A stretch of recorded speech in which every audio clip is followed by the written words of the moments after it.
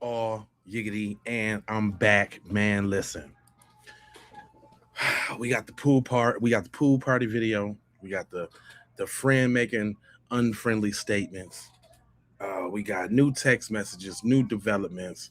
I mean, the fish is in the air, and we ain't talking about in the ocean. We talking about the fish sticks of this case being fishy. I want to get right on into like the facts, and shout out to my man Carlos Moore. He bust this down so good. Y'all need to go follow him and come with the nice updates. But Carlos finna bust this down real quick. So we just gonna get right into it. We ain't got time for it.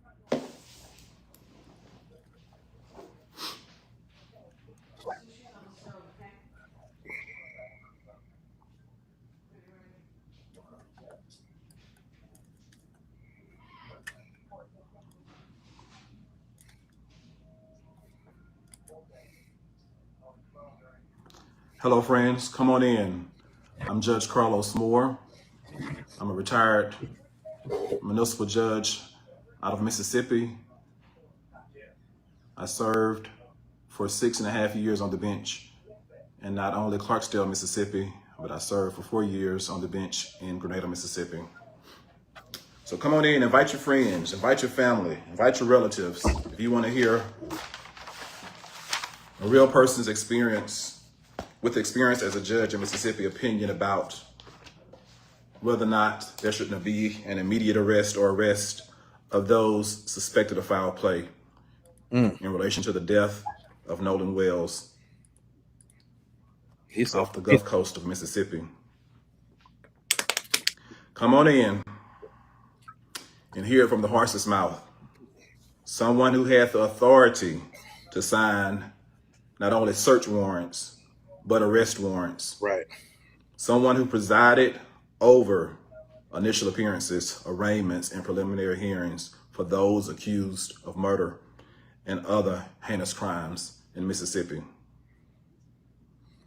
I can talk now that I am a retired judge. Right. Had I still been sitting as an active judge, I could not give you my opinion about an ongoing matter. But now I'm a retired judge and I'm a practicing lawyer in Tennessee. And I reside in Atlanta, Georgia, but I'm from the Mississippi Gulf Coast, and I know the law, and I can give you my unfiltered opinion about what I believe should be occurring now or in the near future. Straight up. Come on in. I have time tonight. I have time. He said he got time tonight.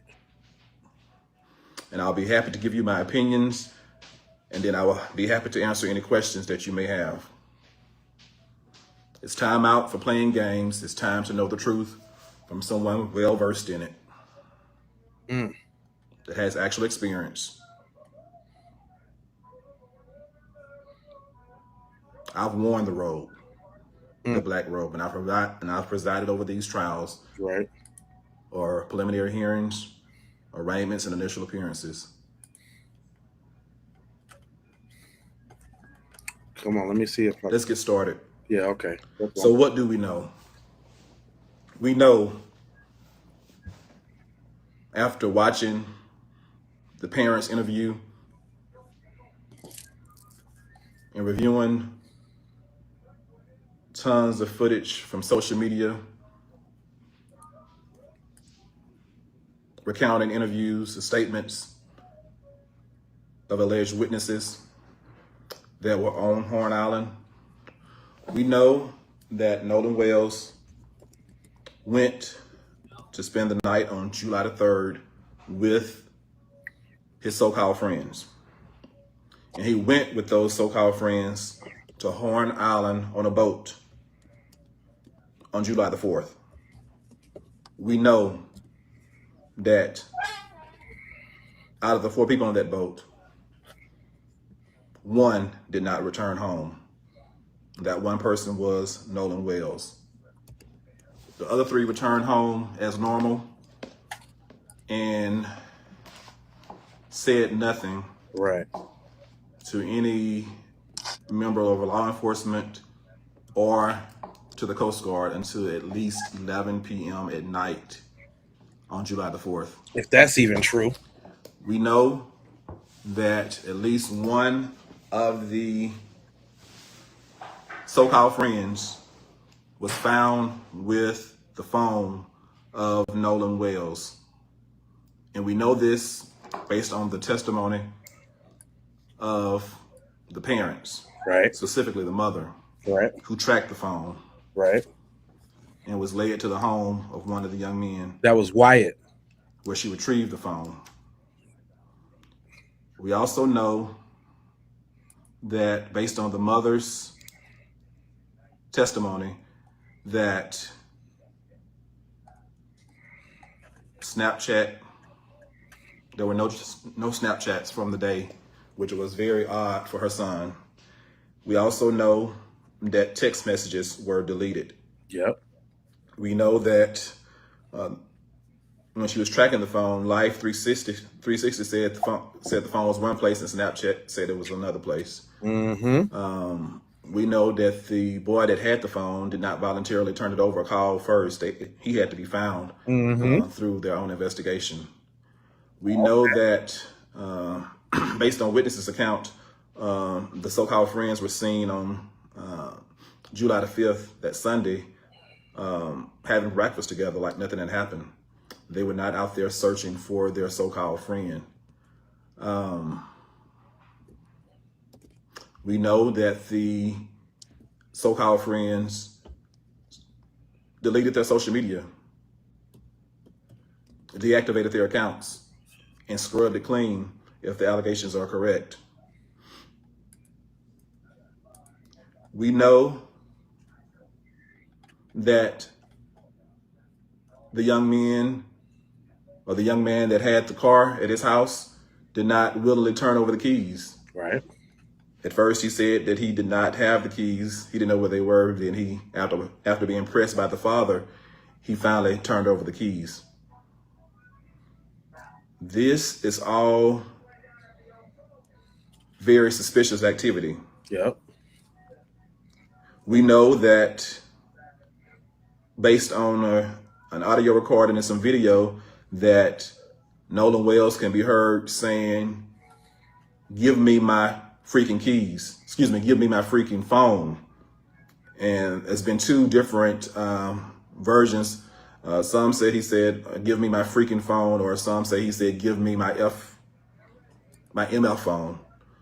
Regardless, he was asking or demanding his phone. Someone had his phone who did not have permission to have his phone. So the first thing I see, the simplest thing I see, is who had his phone and why. Mm-hmm. And was that theft of the phone? Sometimes we look at the largest case, we try to get to murder, but the person that took his phone committed a crime right there. There are witnesses to who took that phone. If an affidavit is signed, an arrest warrant could be signed by a judge in Mississippi to go after that person that had that phone unlawfully. We know, based on his own words, Nolan Wells' words while he was alive, he did not give whoever had that phone permission to have that phone. So was that theft? I think if an affidavit is signed, if it was presented to me when I was a judge, I would have signed an arrest warrant for the person for theft of that phone, based on what I've heard. It'd have to be an affidavit format, but if it was presented to me in affidavit format from law enforcement, I would sign the arrest warrant for, at least at this point, theft of the man's phone. We know who had it. Right. We know who didn't report it to the family. Right. The family had to go find it, and we know that Nolan Wells said give it back to him, and evidently it was not given back to him. Why was that?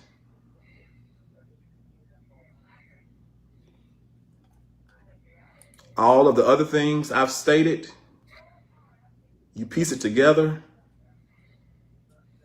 Is there enough right now for arrest warrants for murder? That is a good question. I do know at this point there should have been search warrants signed by a judge. Evidence should have been presented to a judge by now. We are nearly 7 days after July the 4th, when he was first reported missing. There should have been evidence submitted by Jackson County law enforcement agents, the Sheriff's Department specifically, presented to a judge so that search warrants could be signed by the judge, and there needs to be, or should have been, someone questioning the young men, the three so-called friends, and others, and the social media accounts need to be searched by now, or at least a search warrant should have been issued for the appropriate entities to give the law enforcement access to the social media information. Right. That should have been done by now. I'm not telling you what I imagine. I'm telling you what the process usually is when you're trying to do a thorough investigation. Yeah, I like how he said usually. And based on what's revealed from a thorough investigation, I do believe once the evidence is secured, it's going to lead, and it should lead, to the arrest of one or more individuals for the murder of Nolan Wells. All of the actions are very suspicious, and right now they lead one to believe that one or more persons could have been involved with the death of Nolan Wells. Right now we have a lot of unsworn testimony, but once that is put into affidavit format and there is corroborating evidence through social media, computers, or otherwise, I believe that at that point there will be enough evidence for a judge to sign an arrest warrant. I think critical evidence that's missing right now are the results of the autopsy, the state's autopsy and the independent autopsy. That's going to be critical information. And that alone, or that in connection with what's already known, may be enough to lead to an arrest or arrest. We do know at this point, low-hanging fruit, there should be an investigation about the underage drinking, who provided the alcohol. Those individuals could be immediately arrested based on if there was any sworn testimony presented to a judge. I believe a judge could immediately sign an arrest warrant for those who provided the alcohol to underage individuals. There's a lot of people and a lot of potential crimes, some misdemeanors and felonies, that people could be held accountable for. Was there any boating while intoxicated? Who was the captain of the boat? Basically what this say is, like, what I'm getting automatically so far is they were really lax in this case. They ain't done any of the investigation like they supposed to do, and I guess they just thought that everybody was going to lay down on it. But it's because of the blatantness, that's what got everybody on it. You got your boy coming out of retirement right now trying to bust it down. This is crazy. And what did he allow on his boat?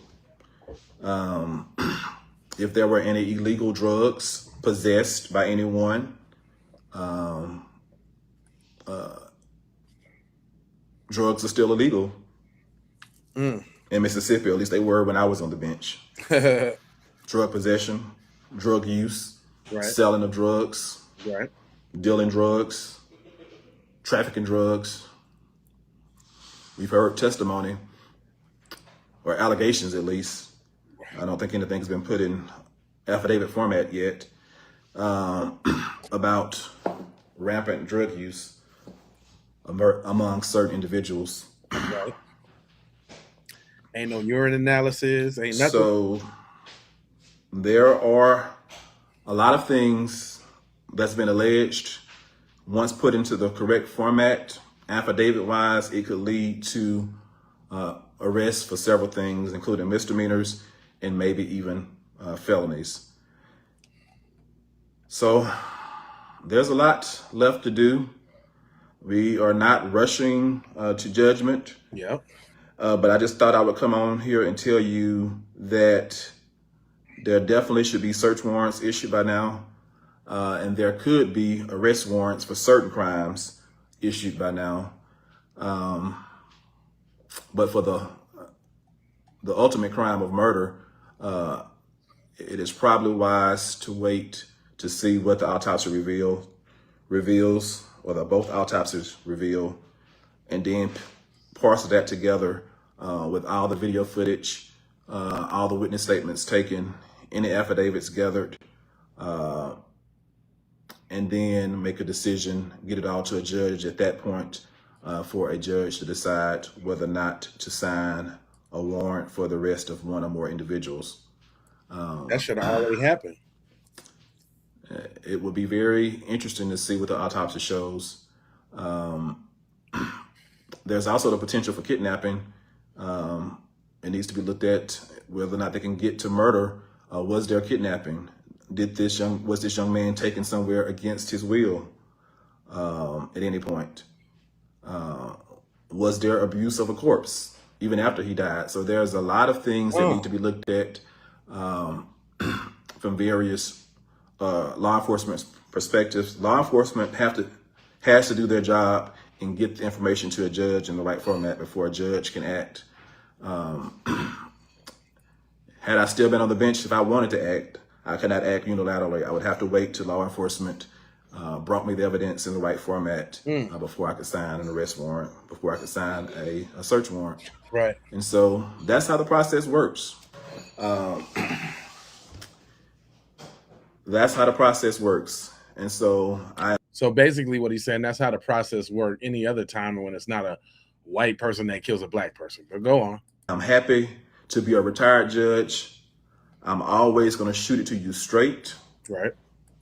With no chaser. Shouldn't be none. Straight with no chaser. I will tell you the God honest truth. I can tell you this one thing. I may have been born at night, but I was not born last night. And one thing about it, you cannot fool the informed. I've been on the inside. I know the process, and we will not sit quietly and allow this to be swept under the rug. I will call your hand. I will call your hand. You are not going to play these people for a fool. You are not going to play these people for a fool. We know the process. We know what you should be doing. And by God, I plan to make sure you do it. Or we're going to call you out each and every time. There is a process. What I do know is, had the roles been reversed, by now, there would likely have been already arrests made. It wouldn't have taken all 6 days, 7 days, whatever the amount of days it's going to take. Had the roles been reversed, justice, the wheels of justice spin quickly. Right. Somebody would have been arrested for something by now.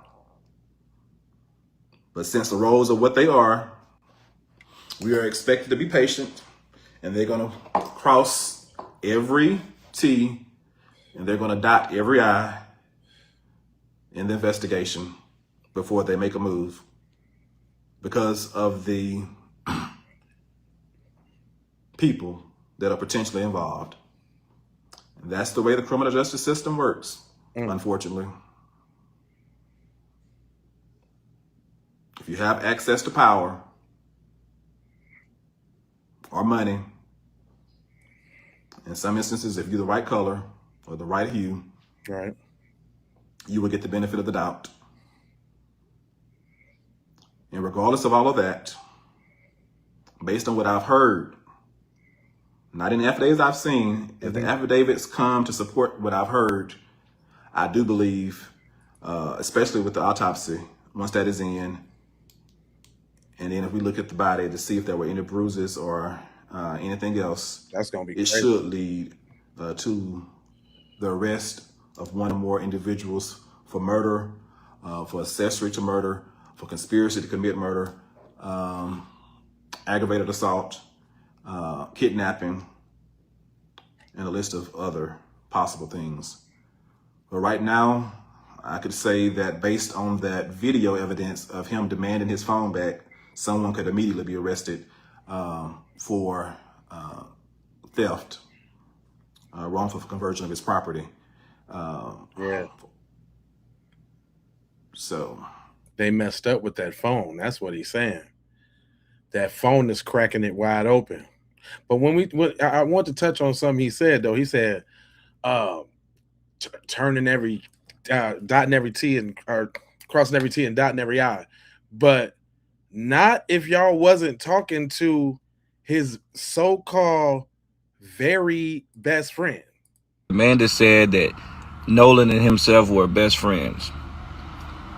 I'm going to tell you that they were never best friends.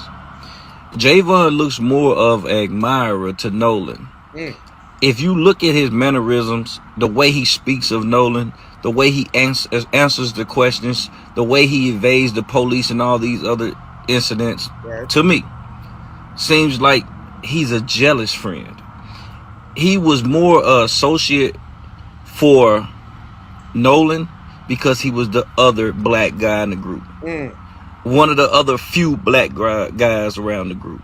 You know, when there's a whole community of a certain race and then you only have speckles of the other race, they will commute to each other here and there for occasions, or migrate closely around each other because you feel like you're more relatable. They don't have to be best friends. It's just that when we can't get in there, we don't fit in there, we can definitely migrate back to each other. That's the type of relationship I think they had. I think Nolan was more acceptable or more popular because he was a star athlete and he was more of a ladies' man. And I think Javon was secretly jealous of it. No friend speaks about him the way he speaks of him. When he done the interviews, he does not even speak as if Nolan is his best friend. He speaks of if Nolan, like he knows that Nolan is an accidental death and that there's no possible way this could happen to Nolan. It's like he's more trying to clarify they're innocent versus the death or versus mourning the death of his own friend.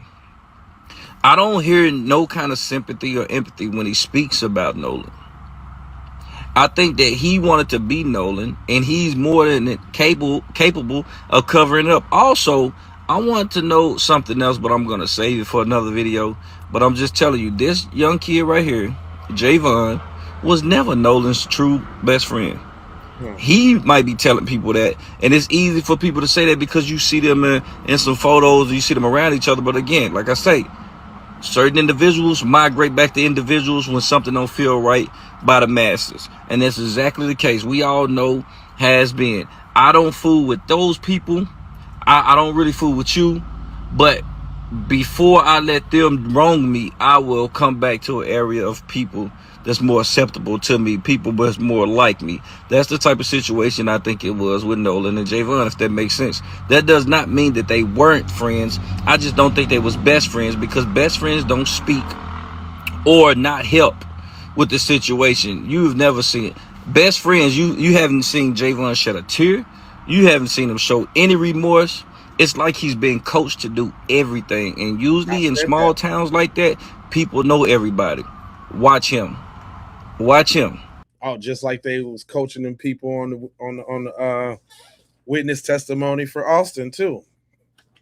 It ain't like we ain't seen this before, but go on. He might be someone you need to watch. We may be focusing too much on another area, but he may be somebody you need to watch out for.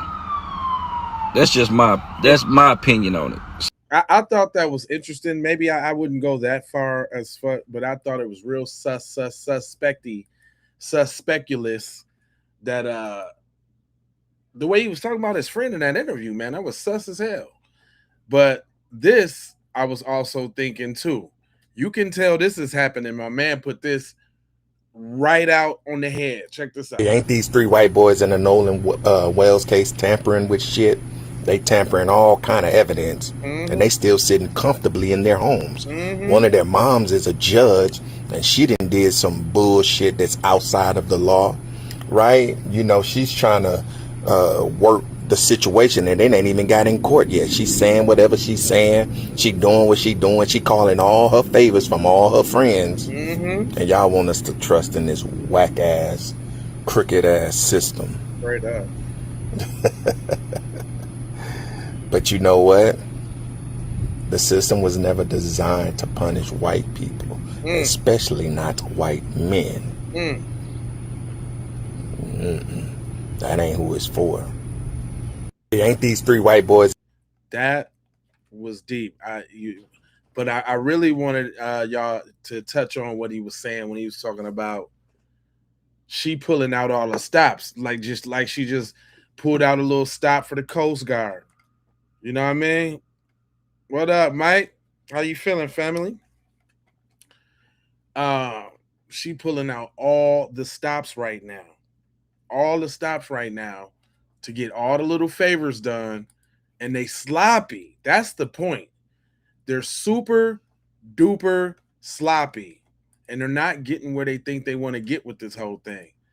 I like what Shorty said about this. I don't know if y'all know about this new pool footage, but supposedly we got cousin two places at one time. But go on. Are you guys hearing these latest updates coming out about Nolan Wells? So allegedly Nolan did leave the island, and he went back to Wyatt's house for a pool party. And during that pool party, there was an altercation between Wyatt, Nolan, Evan, and somebody else. And apparently they beat Nolan to death with some sort of bar or pole. There are people that are putting out witness statements stating that they were there and they saw Nolan spitting up blood and that these boys urinated on Nolan. They are saying that Evan's mother knew. Now, hold on now. If y'all been watching the Peep and Pete podcast, then the other like 2 episodes ago, 2 broadcasts ago, we played this girl that was doing this channeling. And I was like, you know, I'm open to the channeling. Let me see what she's talking about. But I clearly remember she said the people who were responsible urinated on that boy. I just found that eerie. I'm just saying. Because this stuff is just coming out. But go on. About the whole thing. And allegedly, they took Nolan's body back to the water. They're saying that this is the reason why it pinged on land at that house before they found that phone. This is why that boy told his daddy that Nolan was like a brother to me. Was like a brother to me when he showed up to get his car. It's because they already knew he was gone. Is this the reason why they needed dental records? Because he was unrecognizable? Listen, and I like what she said, because I'm very analytical in the same way. And when she say, what, when you say something to me like, was my friend, what you mean? He ain't your friend no more? Why? Oh, because he's no longer with us. She correct on that. This case is starting to bust wide open. And we all knew that something else happened to Nolan. Now the question is, which of the parents helped those kids? So, you know, when we say it, they don't really believe us, y'all. They don't really believe us. So, you know, I had to enlist the services of my man, Sam. Secret Service Sam. He said the picture is not old. Sam here with a Nolan Xavier Wells update. Now, here's something very interesting. Nolan's mother commented about this girl, Alasia, and said she does not know her, she's not a close friend of Nolan's, and she's never spoken to her. So the story is going around claiming that they know that he got beaten up or whatever. We can't confirm that yet. What we can confirm is that Evan Knoll edited, as you can see here, he edited his profile to take out the pool picture. Also, some people have pointed out, how do we know this pool picture is from the 4th of July? Well, look at this dummy who literally has USA shaved in his chest. What other day would anybody ever do that? So there's a lot of stuff going around online claiming about this fight, but we have to wait till the autopsy comes out. Again, Christine Walmsley confirmed that she does not know this Alasia woman, so we cannot confirm her story. I will keep you guys updated. We know. You know, I can appreciate Sam because, you know, he gonna tell it like it is. I'm playing what the people is going through. So you're gonna get this, that, and the third, but I try to keep it balanced, you know. You know what I'm saying? Shout out to somebody that hit me up in the comments the other day and said that one of my little devil creatures was like the wrong photo or something like that. And I appreciate it trying to keep me honest, y'all. I'm not above reproach, y'all, man. If I'm wrong about something, throw it in the comments section so we can go ahead and figure that out. You know what I'm saying? So I can be on the right path because I don't want to just be up here saying no, yeah. You know what I'm about? But anyway. Know that Evan Knoll made the mistake of thinking he deleted this post on Instagram, but didn't keep it in mind that it was still up on Threads. Secret Service Sam out, Sam's the president of the world. So he thought he delivered. So they just dropped, and Sam just dropped a little game on you too. If you was really listening, he said not only do you got to delete it from your Instagram and your Facebooks, but if you signed up for it, or maybe not even if you signed up for it, that's probably why it's still on there, because he didn't even remember he signed up for it. Some of these little joints be going to Threads, and they be having a little backup of a backup on you, right? I thought that Shorty had a little something for the newer information. Let me see what she's talking about real quick. We watching this together. This is outside of my lineup. Out that Nolan Wells was at a pool party, as you can see in the pictures here. Oh, let me put a hold on that. This one's a lot clearer too. Some of them wasn't even as clear. If I would have got a picture this clear, I could have made all the people in the pool devils right there and put it up. But go ahead. Hold on. Oh yeah, look how they got the focus on. Okay. All right, that's pretty damn clear. Now Alicia is the one who is saying that he was at this pool party the night of July 4th into the morning of July 5th. So this would mean that he did in fact make it off the island and back to his friend's house, which just actually makes a lot more sense, and it helps piece together the information that is already known. Because obviously he if they would have. So this my little thing though. Did the stepmom call in a favor to get that body back out to the island to be discovered? Because remember, the dad and the coach had went out that same morning, and woo did all of that. Then they said when they was there, the Coast Guard showed up. Then they started doing their thing, and then all of a sudden, the body turned up. Come on now, let's stay with me. More. Now, she also is saying that there was a fight there, and Nolan was coughing up or spitting up blood, and the mom that was the pool party was at, she was also drunk and telling everyone to leave except for Nolan, and he was asking for his phone back. I'm going to post what the comments from Alicia are saying here. She is also the one who told the dad that the keys were on the Xbox. That okay. Because I was wondering who the female was that said the keys was on the Xbox. See, boy, if you listen to enough of if you scour the internet enough, boy, you'll get if you got a long memory, you can put it together. I'm building a timeline too. Damn it. And I'm putting together. So they went to get the phone from Wyatt's house. Okay, now I'm trying to figure out how this girl know. How was she on the phone with Wyatt and them? You know what I'm saying? And there's another theory with that too, because they almost trying to say that like the mom said she don't know who this girl is and woo, and all of a sudden now the whole post is deleted. So, and they were next to his phone.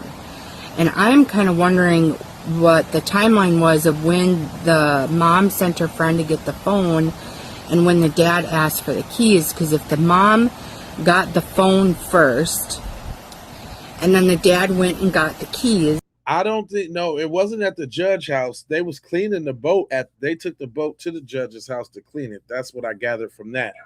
But on the flip, and if I remember correctly, who was the driver? I got a couple videos in here that's gonna tell me them details because I heard them, and I put them aside to get to it. But let me let her cook out because I didn't want to stop her wisdom. How did he not know that the keys were there on the Xbox that were right next to his phone? And so it kind of brings out more evidence that for some reason they seem to have been. No. The phone was in the phone and the keys was in two different places. They tracked the phone and had their homegirl go get the phone, and the dad went over there to get the keys because that's where his car was. If I'm not mistaken, right? Y'all with me on that? Because if I'm not mistaken, they was in two different spots. But I'm gonna let her go ahead and cook. Trying to withhold the keys along with his phone. There's also speculation that the reason why his snaps were deleted was because they would have had pictures of him at this pool party off of the island on July 4th. Yeah, but the real big tee even with deleting the snap, how y'all get through his biometrics, how you get through his code, right? His fingerprint or his face. How did y'all do that? If you ain't have the body. Don't you got to have the body to do that?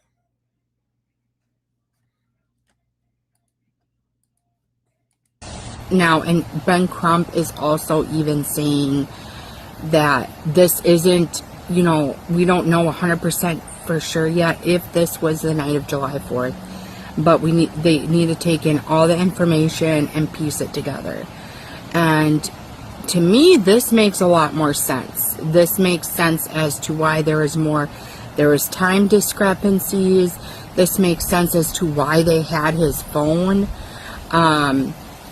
Because there is no way that you would leave an island, you would leave your friend on an island without making sure he had his phone back. And I'm also, the kids too, they lawyered up as soon as the police started asking them questions, even before Nolan was found. So there is a lot of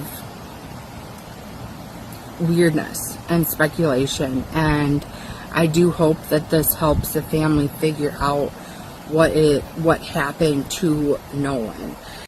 Yeah, listen, I'll be playing that, and I'll be getting certain videos from certain people because everybody know. And like, I'm not finna sit up here and rail off a whole bunch of people that obviously like preaching to the choir. Sometimes I'll be wanting, everybody to know, like, the people who purposely obtuse about this thing, right? Like, matter of fact, she had a couple sus videos, but this one she was right on, and I grabbed because she was talking about this picture. Close up of the picture. I don't know what this is on the left that's liquor. Here. Okay, here is the. They circling liquor over there. That's what that is. They try so.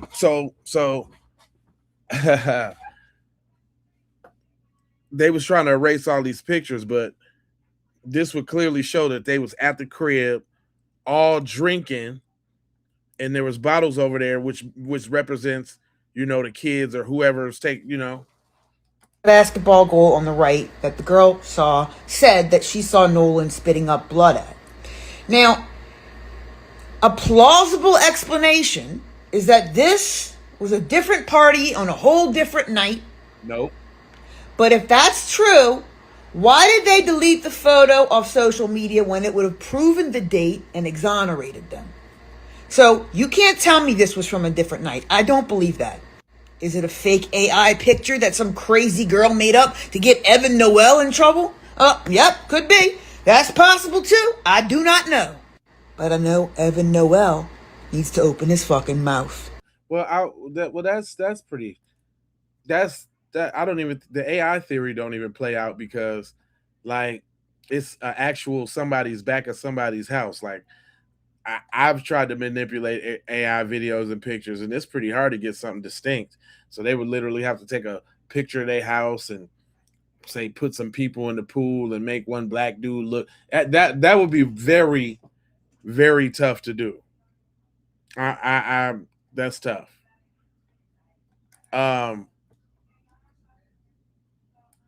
There's all type of theories because even getting back to the girl that posted about that video. Hold on real quick. 2 seconds. She bust that down real quick too. Shout out to that girl, Henny. It looks like the Alasia Spencer story has taken another twist, and Christine Mosley has entered into the chat. Over on Facebook, Nolan's mom, Christine, entered into the comment section and said she needed to reach out to the girl who made this post, which would be Alasia Spencer. But Alasia Spencer's page no longer exists on Facebook. It's gone. And I saw that happen right before my very eyes. Christine has since been in the comment section on Nicole Everything, and she left this comment down there saying that Alasia is not one of Nolan's friends, and she's never spoken to her. So that would mean that this girl lied and said that she spoke to the mother. But here's the coup de grace. Because someone on Facebook is claiming to be Alasia's sister and says that Alasia is from North Carolina and doesn't know Nolan, and the story, it's fake. Also, someone claiming to be Nolan's friends was over on TikTok, and rumor has it and word on the curb is that he came on to a TikTok live and was explaining to people that he was one of the boys that was in the photograph, and that photograph was taken 2 weeks before the 4th of July. Now, I'm waiting to see if somebody has the audio for that, but y'all know I'm not going to come and tell y'all something if it ain't come to me from a reliable, credible source. I just haven't heard it for myself. But the minute that I do, you will too. But that's what's up, Henny girl. She be busting it down. She was talking about that. But in the grand scheme of things, there's a context. And the context is like the narrative from the beginning on how they tried to make us just be okay with whatever they wanted to tell us, but they didn't expect Tyler Perry and Kaepernick, and now Byron Allen done put $100,000 towards the legal fees or whatever. I don't know if y'all knew that, but Byron Allen, which, you know, on the low, he just trying to get back. He always do that.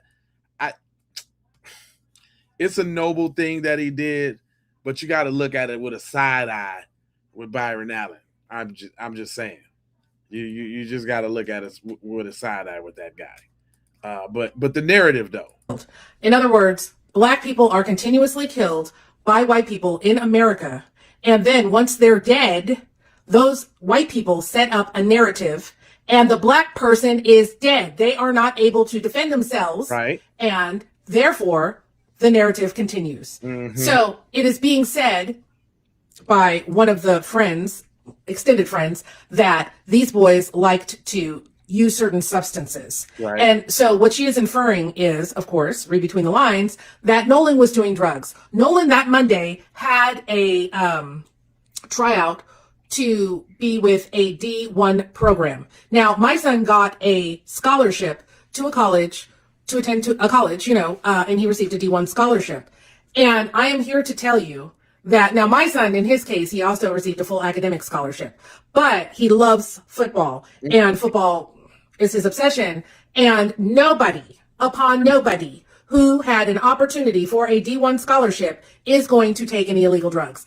Cannot happen, would not happen, did not happen. Right. But once again, the narrative has been set up, and this is what they're inferring. They're trying to get out into the minds of the public that Nolan was a drug user. And you know what? I'm just going to say I would not be surprised if someone had injected drugs into his system so that when the toxicology is done, it will come back that there were drugs in his system to further back up that narrative and put the whole situation to rest. It is absolutely unfathomable that this happens time and time again, that Black children are killed by white people. Then white people go to court with their own narrative that they've set up, made up, and then they are found not guilty and not responsible for these Black children's deaths. I just want to applaud everyone out there who is standing up, who will not stop covering this case, who will not stop asking for answers, who will not stop demanding. We have had enough as Black Americans of the typical white narrative that is set up after our children are murdered by white people. And we are just supposed to take our dose, swallow it up, and be content, be happy, go away, and forget about it until the next death. We're done. We're done towing that line. And then he ended with, stop being the only Black person, when at all possible, in a group of white people. Okay? Do not be the token. He said, because tokens get spent. And she ain't lying, though. I don't know if y'all heard about this. I'm definitely going to have to go into a whole new video on this same thing, because I really kind of don't want to mix them. But there's another one, man. It just happened again, y'all. I don't know if y'all know that. Hold on. It happened again. Same day, too. Check it out. Same day. Young Black man lost his life over the 4th of July weekend, and I'm not talking about Nolan Wells, even though it included water and an island that was stationed in the middle of a community The stomachs lake. of Jason Walton and John Walden turned after they were at the store getting food to grill out for the holiday when they got a frightening call from their nephew Dion Walton's football coach that he went missing in a community lake. He was like, hey Jason, where you guys are? I was like, well, we just got home from the grocery store. And he was like, you guys need to get here ASAP. And I was like, well, what do you mean? And he was like, it's involving Dion. They went to the community lake off Harmony Church Road in Covington County, where Walton was with some of his teammates celebrating the holiday. We seen like all these police is there, and then we pulled into the driveway on the side of the house, and then I saw the rescue squad. They were boat divers searching out there in the water. I'm like, why are all these people out here? And so parked the car and I ran to the dock quick. And I was like, well, one of the parents came up. I said, what's going on? His family says they were told Walton and some friends jumped off the pier into the lake to see who could swim to a small island in the middle of the lake the fastest. But Dion struggled as he was cramping in the water. After turning back towards the pier, calling for help, trying to grab onto a floaty, he was already starting to sink underwater. The parent that owned the home, he said he rushed out there to the pond and he jumped in to try to look for him, and all the other players turned around and tried to search for him, and they just could not find him. And I was just, I don't know, it's a lot. It's not even real. Don't even seem real to me. Doesn't the story sound suspicious, right? You have your teammates. This is not a scavenger hunt, right? This is a race. We're all going in the same direction. And you hear me yelling help. You, in this case, Dion yelling help, and he sinks too quick before you could find him. And you know, this part of Alabama, Covington County, right? The high school that he goes to, this is the racial demographics. 92%, 2% Dion, and then miscellaneous numbers at the bottom. They haven't released the pictures of his teammates because I'm assuming they're minors. And with this country's dark history, yeah, there's a connection between strange fruiting Black Americans, picnics, and celebrations, holidays. They usually will do it around those holiday times because it would draw a larger crowd to see the strange fruiting. Now, with that being said, do you think this story is a solid story, or does it sound suspicious to y'all? No, I'm saying it's real as hell. And I just said that the other day. we got to keep in mind, we still talking about the people that used to hang people and take pictures of it and send postcards out. And it was older people and it was younger people. They brought their kids. That's a hell of a, think about it for a second. That's a hell of a adrenaline rush. You know what being a part of something like that or indulging in something like that, the kind of rush you get, no matter if you agree with it, if you were terrified of it, if you enjoyed it, no matter what the case is, that is a very high dose of activation on your nervous system and everything. They develop a taste for that. Then here you go, oh, the government telling us we can't do stuff like that no more. We can't. Well, they got to find a craftier way to do it. And real talk though, man, I ain't finna stop saying it no more because I'm over on Facebook calling them devils. So I think we dealing with alien species. The cat's out the bag. I might as well just say it, man. I can't believe I can't believe vampires. Yeah. True Blood, that series True Blood, fam. I saw it seemed too regular the way they was vampires, but for you to be a vampire and work out some of the thought processes and patterns on this show, you gotta be them folks. You gotta, it's something got to be wrong. It's got, and I don't care what y'all say, what you're talking about, because guess what? The tinfoil kufi is always on deck. The tinfoil kufi is not far. And I'm just saying, show me that these folks ain't like that. Prove that. I'm making the claim, and I can prove it too. Don't let me pull up the files. But then going back to the stepmom, I'm gonna tell y'all this: the stepmom really threw the monkey wrench in it. Yep, the stepmom is a narcissistic Karen White lady that thinks she controlled things because she is a judge. So she got ultimate power, and she was like, let me just go ahead and single-handedly, get these boys out of jam because I got it like that. And then she did one little thing that didn't work. She did another little thing that didn't work.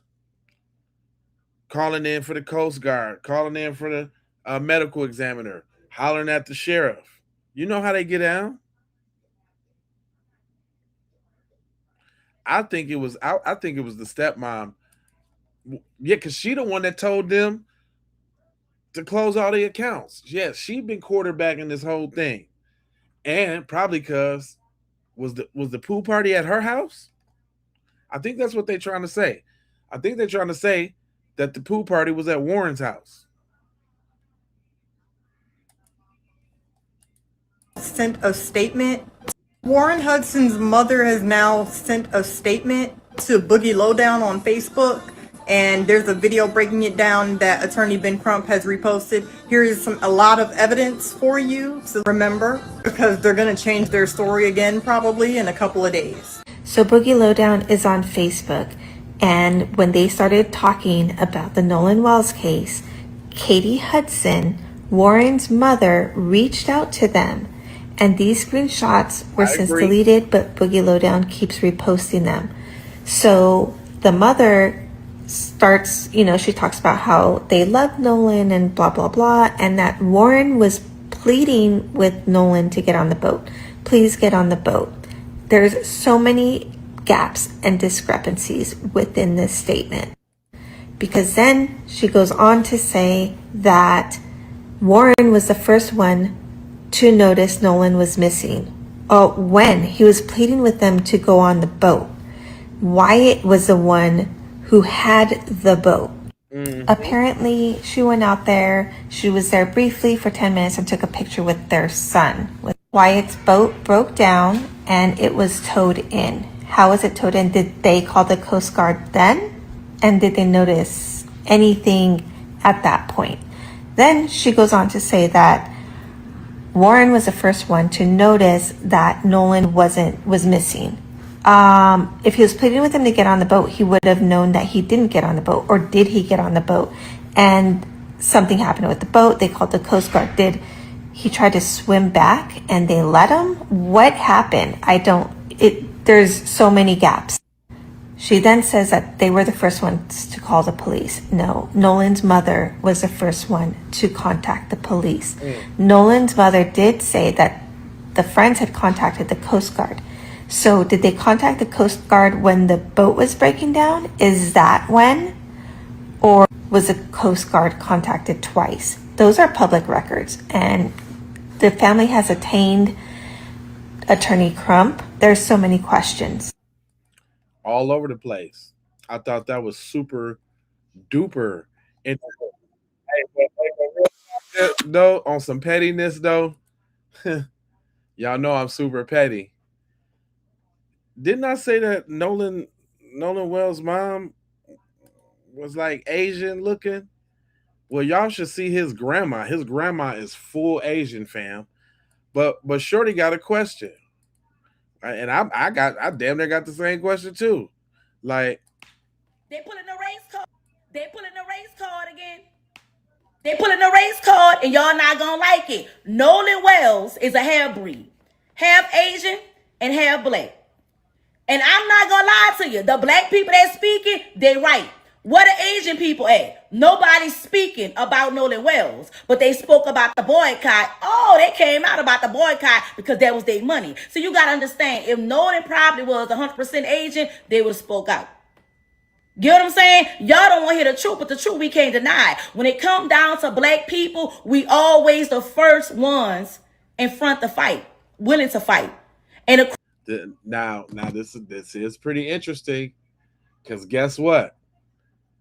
I bet y'all sugar the shit if Nolan would have came up and got a little trophy, a Heisman or something from college, a trophy, they would have been claiming that little Asian side then. Oh yeah.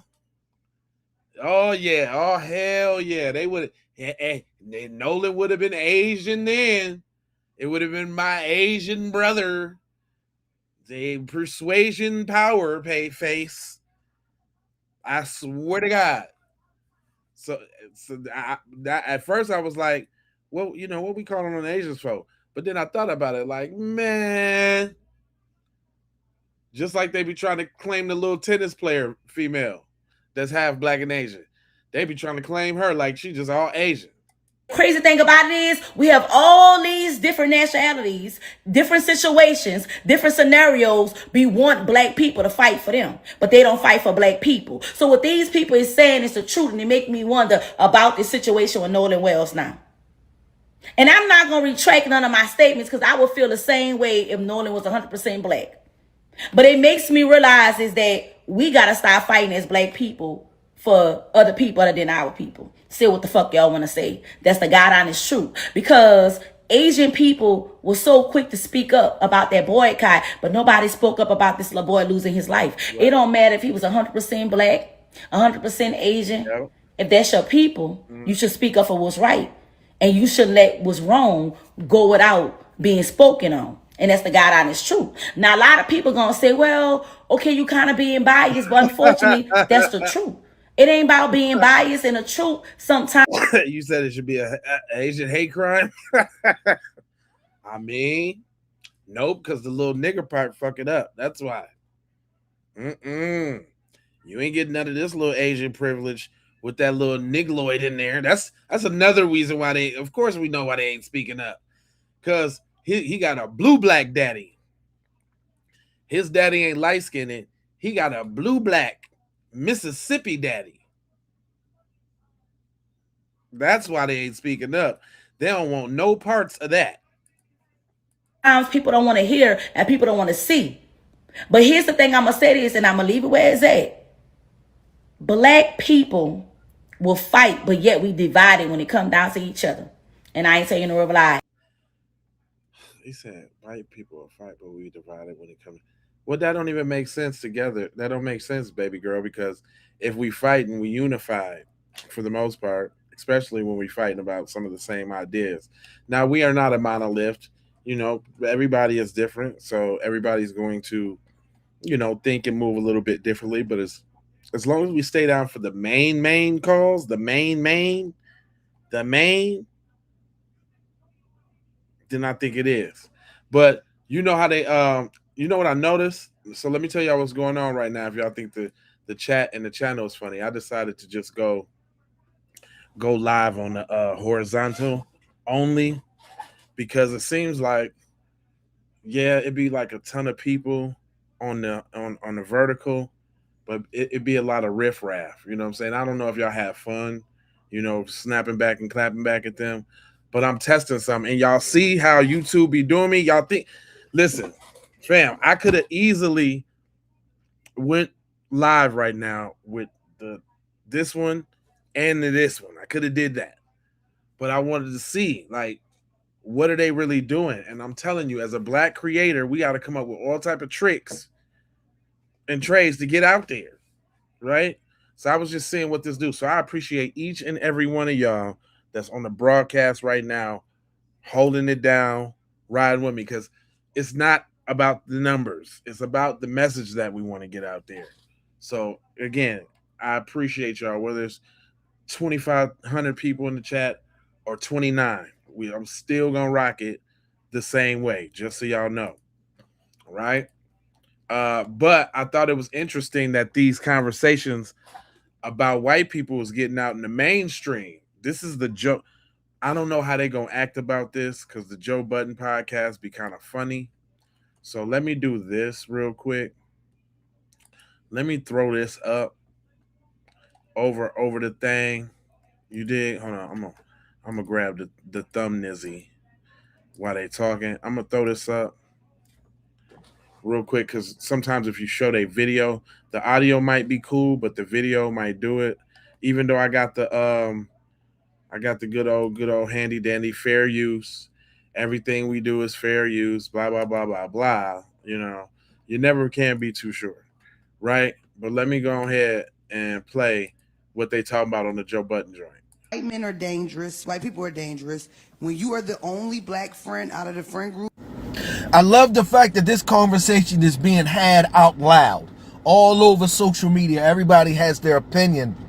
And I believe, Black family, we definitely come to the consensus that no longer will our children or ourselves be the only black person at an outing. We understand that it's too dangerous. We're having that open conversation, what is actually going to give other black folks in those white areas or those white gatherings, that's going to give them the confidence to step away or to leave early or to not fucking go. Right? But in my opinion, it's just one step. We got another step to make, because we have to think about this logically. If I can't be the only black person for safety factors, right? Then I shouldn't be around y'all motherfuckers at all for a safety factor. I ain't talking about work. Get your money, be cordial, be social. I ain't talking about work. I'm talking about so-called friendship. If it's 3 of y'all and I gotta say, damn, that's not a good look, I can't go. It's too much risk. I can't go. Then if it's one of them, it's too much risk. We're going to do logic with this, but we'll get there. But keep them children safe, keep your women safe, and fellas, stay safe. I don't care what areas you in. Like I say, work with them, be social, be cordial, all the bullshit work conversations and all that. When it's time to go drinking, I'm going home. When y'all going to outings and y'all having seminars at work and then afterwards everybody, nah, I'm in my room. Because it's a safety factor. And then peep this. What? Because they constantly calling us racist right now, right? And they peep this. They don't even have to think about this, about being around 10 of us and they the only white boy. You know why? Why? Cause we're civilized. That's it. White men are. He bust that down. I gotta agree with him. It's like he bust that totally down. On that same thing, as far as like the racist thing, they always say that, and my man kind of summed that up a little bit, because just because we practice in pattern recognition, they just the racist thing. Come on, I know y'all done heard it.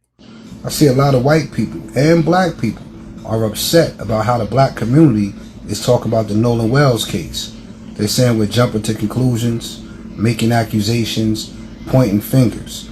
My question is, are we jumping to conclusions, or is it pattern recognition? Simply put, very short and sweet. And you know there's been a confirmation on them text messages too. So Ben Crump's team has officially confirmed that there were text messages that were deleted from Nolan Xavier Wells' phone before it was returned to his parents. But even that is troubling to them because they're saying messages that were deleted from his cell phone. So they want to try to dot every I and cross every T and investigate everything. They said it's very. So Ben Crump's team has officially confirmed that there were text messages that hold on, my bad. Were deleted. I knew that one was short. I was trying to tee up the other one.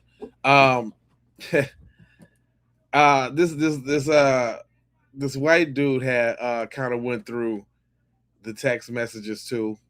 I'm sorry, not the text message, but these random threads online from these people in the town. And so sometimes you got to get a little deep. Like I'll go to a post and then I'll see, you know what I'm saying, people on the post, and I might click on their joint and see what kind of post, you got to do a little digging and an investigation. I came up with my mans, and I thought this one was very interesting. Commented, I can't swim about Nolan Wells. Drew posted, they unalived our son and we know it. Honestly, it is better for our safety and sanity to segregate. Somebody decided to comment on it. Christian commented, I can't swim, LOL. And instead of coming after her, let's go after the people who laughed at it. Well, let's see. These are all the people. So, and it ain't lost on me that all the gay dudes like outing people on Facebook and checking in their whole history. It's not lost on me. Every time I play a video of such, is really a lot of moisture. Oh, and what you say over there? Hold on, you said who was that? Wendell Gary. Check this out, fam. I've been on Facebook. I didn't found my second win on Facebook. I decided to start making everybody's devils, fam. Look, and I got the song to go with it. I'm talking about these couple joints I put up in the last couple days been on fire. I just did this one. That's the police chief, right? The police chief that said there was no foul play. They are mad about that one. Mitch McConnell, oh my God. They are pissed about Mitch McConnell. What up, Renee? They pissed about Mitch McConnell, right? Then I did because I ain't scared of these folks. That one cop that was harassing the one dude in a hoodie in Pennsylvania. The dude's name is Jesse Lopez. That's the brother's name right there. Morgan Seymour, one of these little devil friends. Man, these joints done shot out through the stratosphere. But you know what I learned though? I'm gonna tell you what I learned from putting these videos up. There's a lot of people who don't got the guts to put it up themselves, but definitely gonna get in the comment section and say they little say. You know what I'm saying? Yeah, well, I mean, that's just my mind, especially this one with the girl. This one with the girl right here, fam, is damn near at 100,000 views, and I just put it up yesterday. Like I'm talking about the band. Oh, I can show y'all. See, that's the benefit of being on the up and down format. That's why I want to grind. I'm gonna grind this format out, y'all, because there's more benefit. Look, I can't show y'all this on a little screen. Let me move y'all over here real quick. I'm gonna move y'all up here. Check these comments out. I'm gonna actually move myself. Hold on real quick. I'm gonna move myself over here. Look at these comments, dog. Let's go through this, shall we? Cause I'm talking about everybody. So I'm clap. If you notice, I'm clapping at everybody. I'm talking to everybody. Look, this is pretty unfair to this young lady. No one knows if she caused any harm to Nolan or indirectly. What did I put? Well, I got replies. I said, oh no, somebody else said, y'all all are suspects until proven otherwise. The kid didn't take his own life. What's unfair is his family having to bury their child. And I was like, damn right. So I'm people like surprised I'm in there talking to them and all that. I'm talking about this. I didn't start calling these folks devils. And like this one at 100,000 too. Warren, the stepmom's the stepmom's son, over with. Straight over with.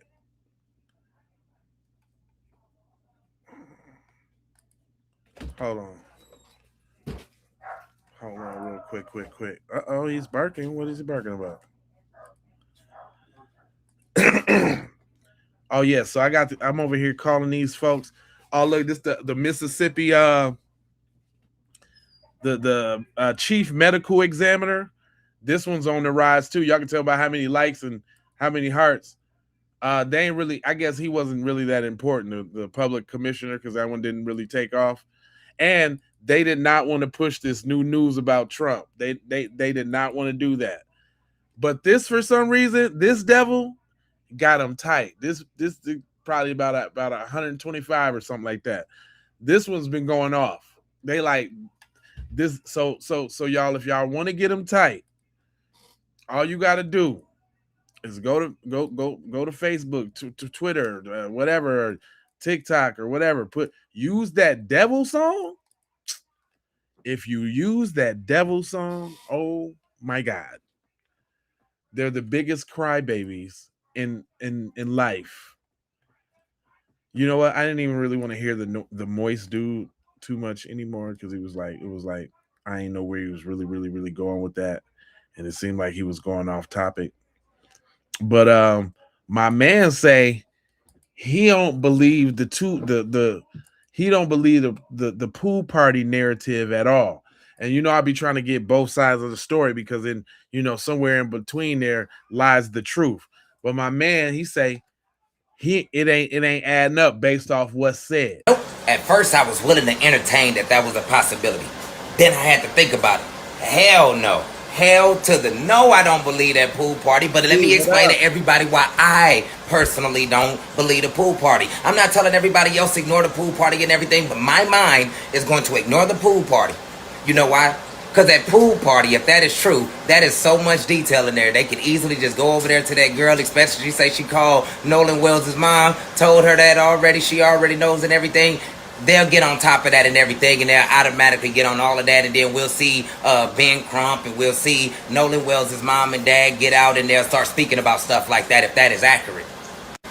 But here's why I truly don't believe that. I did a video the other day to a girl, Sierra, comment. Go back to that video, everybody. Now, in that comment, she had claimed that the phone had got received from Katie, so meaning that Javon's mom was said to have allegedly went over there and got the phone from Katie. Not only that, but to that same comment that girl had put, Javon had got under there and said, exactly. Now, I didn't check out that Javon channel or whatnot and everything, and it truly seems to be Javon's channel. He's even went live over there. No, I have not seen him go live. I've only heard that he went live because somebody asked me to go over there to go check him out on live, and I said, no, I don't want to go over there and go check it out, and I didn't go over there to go check it out. But On Friday at 10:07 a.m. after I had seen that photo, I went and screenshotted this from that TikTok channel. And I went over there and screenshotted this in case that TikTok channel ended up disappearing or anything like that or something like that, changes on that channel and everything. And these details will still be there. And it said 6 days ago from Friday. We go to Friday, we go back 6 days. You'll get Saturday. Meaning that that video was taken sometime more than likely Saturday, and or it was at least posted sometime on Saturday. That video might have been taken a different day and could have been in some drafts. It could have been an old video that was never posted. I don't know. But we do know that it said 6 days ago, meaning that it was July 4th when it was taken, either before and or after the island, or posted before and or after the island. Well, it would have to be because they they tried to be like they left, took on water 4:30, 5 o'clock ish. And everybody said that they seen them at a pool party later on that night at about 11. That would explain the darkness, and everybody all there at the pool kicking it. So it could have definitely be taken on the 4th. Okay. Prior to even that day, Friday, I only ended up over there because I ended up finding that photo that seemed like Javon Williams may have had a punch mark on his face or a punch bruise on his face. You know how somebody gets punched, because you got to think about it. If it occurred Saturday, there's 2 days of healing in between that. So I wanted to go back and I wanted to go over that channel to see, hey, has this been a channel that's been posting videos or such like that of Javon Williams prior to July 4th? And yes, it was. And I've seen all of the little stuff over there and everything, and it showed Javon over there too many times before the 4th for that not to be a channel affiliated with Javon Williams. Okay. Again, this is all allegedly, this is all speculation, and at the end of the day, my opinion just so happened to make sense. Nonetheless, the channel commented to that person, Sierra, when she said that that phone allegedly had came from Katie, meaning that Javon's mom, and she said all of them little stuff. And I'm sure people down there in the comment section, there was plenty of people down there responded and everything. So there's many of people that saw this down there in the comment section as well.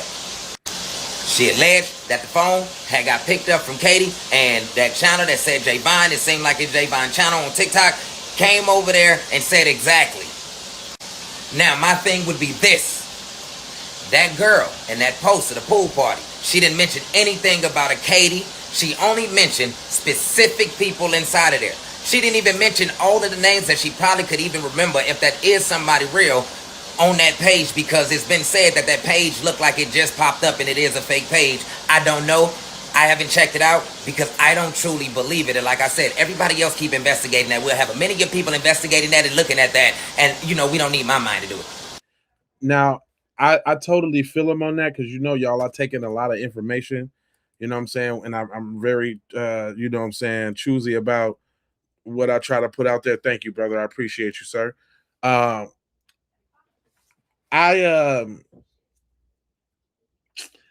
We know technology, we know fake counts, we know they're trying to build an alibi.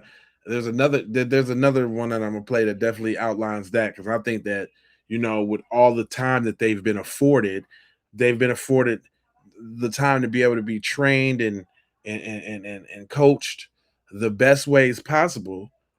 And in case it go down, because now with our relentlessness, I mean, they could have had to know it was go down. They even before Tyler Perry or Kaepernick stepped in the game.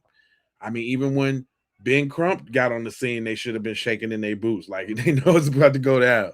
So with that being said, they've been preparing and coaching and whoop-de-whoop. And I mean, it would be to their benefit to make a account and throw some fake information out there just to stir the pot a little bit, to get people off the trail. You know what I mean? But psychologically, yeah, it works, because look at what I'm doing. I done like we done been covering this story for a while, and every time the inclination of something new, fresh, you know what I'm saying, with the invent of AI, not saying that the picture's AI, or it could be AI, there's just because my little nigglet self only been dealing with the cheap ones, they might got the mega good AIs. We don't know. Like, and that's the what sucks about nowadays too is the introduction to AI, because now everything can be passed off like it's AI. So you really don't even know what to believe. But let him cook out. I like where he was going. Because the way that it seems like, I can't be 100% certain of this, but it truly seems like people that Javon may know has been coming to me and trying to have me pointed in the direction of the phone may have came from Katie. Now, this is all speculation in my opinion and what it looks like to me by the way people been coming to me.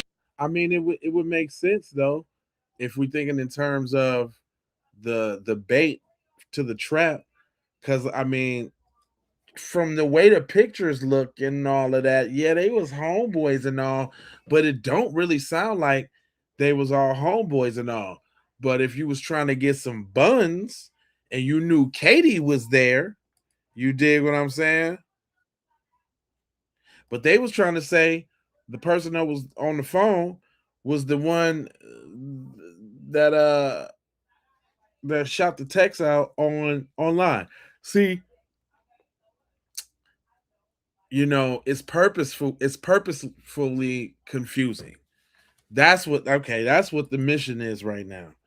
I'm kind of seeing that because everything that's being thrown against the wall don't sound right, and because it don't sound right, you're gonna stress to try to make it fit some sort of kind of way. So we doing all the mental gymnastics for him, really. And then the lady that did that one comment that I first originally did that video, Monica Janine or whatever her name is, she had let me know, oh, the phone had came from Katie and everything. Remember I did that video? Then I asked her who she was, and remember she put that down in the comments, and then me and her started inboxing, and then she gave me more details, and she tried to, you know, oh, Katie and Nolan was girlfriends and boyfriends. They was dating, this, that, and the third and everything, but I didn't let that stick into my mind because I have not seen no proof that they was boyfriend and girlfriend. So until I see some proof on that, that's why I have not said that. I ain't seen no liquor, no. Now that's interesting. That's interesting that we know they pay influencers to disseminate information and shit. Somebody drop a rack or two on you, you know what I'm saying, or whatever, boy, niggas is folding. That's interesting. Stitching no proof that they was boyfriend or girlfriend and or knew each other prior to that island.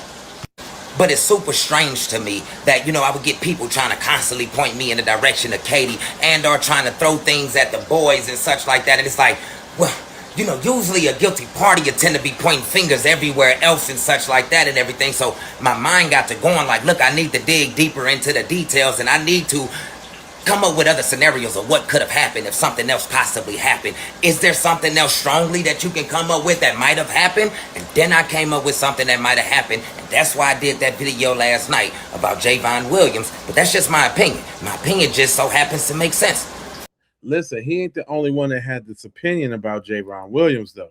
So that's the only reason I'm kind of hearing him out, because from what I hear from the videos that I discovered,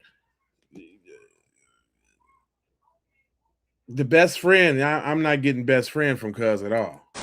This is not me being unfair or trying to be unfair. If anybody sees this as unfair, put yourself in my shoes. Put yourself in my shoes. You're getting all of these details and it seems like people are trying to point you off of somebody and everything to you.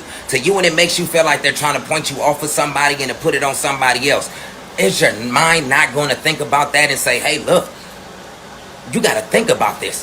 What if they're trying to, you know, frame somebody or put it off on somebody else or point you in a different direction? Yeah. I got to think about those things when people are sending me that info. Then you got to think. Intentionally, I feel like Ben and also the mom and dad, the 18-year-old Nolan Wells, Ben has been having everybody intentionally not mention where that phone has came from. Yes, leading to the direction to letting people's minds wonder of where it came from, because a lot of people are going to naturally do what? Assume that he went and picked it up from one of the boys. I've heard people saying that he picked it up from Warren's house. I'm like, I haven't seen anybody confirm that, say that. The father said that. He slipped up and said it in the interview with Ben Crump and the big head little body dude. What is it? It was Al Sharpton. He said when they open Nolan's phone, it's going to tell a lot alone, and the federal autopsy. Nolan's body is going to speak. I think because they so sloppy with their overt I'm white and I say so, this is what's cracking it all the way open because they're just trying to do it too hard. Like this is what I felt um about old boy's mom because I told you like she like the quarterback, right? She the quarterback. So now they getting a story together. And cut. That's what I was. Why they ain't brought them white boys in for questioning yet in the Nolan Wells case? They're coaching them, they're training them, they're giving them every type of situation and scenario to ensure that they have the right answer, to ensure that they stories line up, that none of them enter conflict. All three stories have to line up. And I think that's why the little disinformation campaign is being sprinkled all over. So, they basically telling us what to think while they hovering and maneuvering on what the actual plan is based off what they think they can get past because of the law. So they're making sure that they can answer right, that they don't get flustered, that they don't get frustrated, that they don't remember the truth. They got to remember the lie. I promise you, when you examine them and cross-examine them, they need to make sure that they can stick to the lie. And hold on, wait a minute though, for real, like the judge said earlier, why ain't that happened yet? I really ain't officially heard like the boys been in for questioning. Where's the 72-hour hold? Where is the man? That tell you that judge lady and them, they must got some paper because they ain't treating them like the regular degulars. Same thing with Carmelo. Inside Beehive Mind conspiracy. That's not really a conspiracy, but it's conspiracy in the sense that they're working together to do such and such. So you're totally correct. This is why they're not being questioned yet. This is why they're not saying anything. And this is why we keep seeing evidence come forth that shows allegedly somebody lying. Right. With the inventor, see, I like how he said that. With the inventor, all of these little sprinkles and dashes and everything. One thing we do know, it don't add up. That's what we do know. After all y'all forward out moves and all the stuff that y'all did from the beginning, even down to the little stuff, you telling the dad like Nolan was my friend. Was my nigga? Straight up, cuz. Oh, okay. All right. Because remember, Nolan's dad was like, he went over there with the boys to get the keys to the car, and he had to hold the boys back so they didn't tear up the house, he said.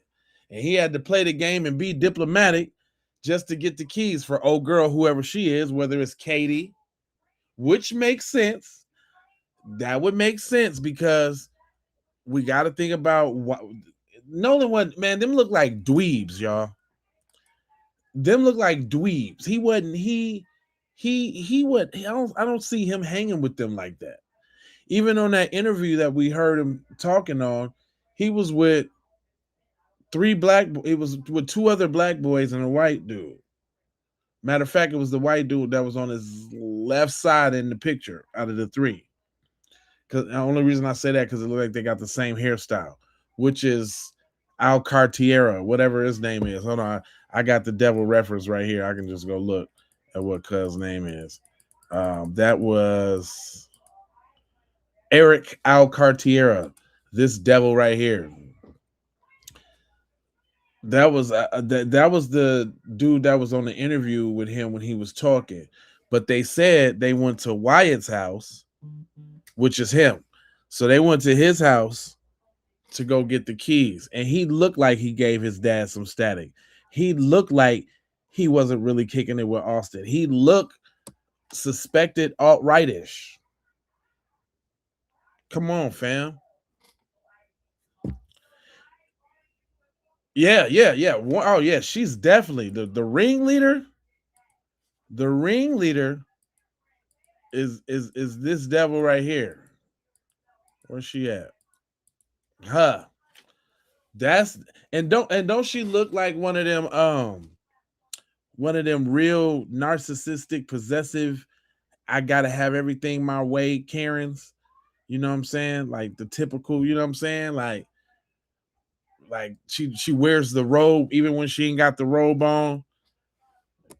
And it's because of that she ruined it. Cause she knew too much and she got scared and she was a female acting off of her emotions and not thinking, just thinking about saving the boys. We gotta save the boys. And she just reacted. Oh, I can do this. Let me put out a statement so that totally nullifies those guys of any responsibility. And she probably told them to go drop them off back at the lake. That's what I'm trying to figure out. I allegedly, I'm thinking like, did the Coast Guard have something to do with that? Like, how did Nolan's dad and the coach go out there and search on the lake? Wait, and y'all, by the time y'all get there, y'all show up, y'all start searching on the lake, and then the bodies show up not out the water, but on the island. Nobody could see that. Y'all had the drones, y'all had the no, that's not the stepson. The stepson to her is Warren Hudson. That's her stepson. That's the other dude that was in the picture with him too. The one of the picture with them side by side, and it was just two of them. Yep, that was him with the picture right there.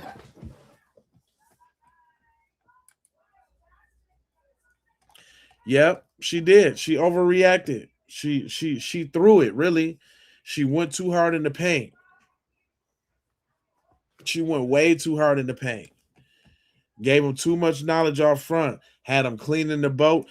I mean, what you think? Ain't nobody gonna see that? Like, man, if it's one thing that I learned from being out in the streets and doing things and this, that, and the third, man. Matter of fact, I'm gonna give y'all a story. Story time. This is like 20, damn, it makes it sound a long time ago. But it was like 20 years ago. I got this job for Airborne Express, right? And my goofy ass, I'm working on the job a couple days and shit. And I was trying to get a computer so that I can start the studio and do some things, right? So I figured out what boxes computers come in, right? Very smart guy I was, but dumb at the same time. I had a route one day, and I figured out that there was this box with this computer in there. So I'm doing my thing and blah blah blah.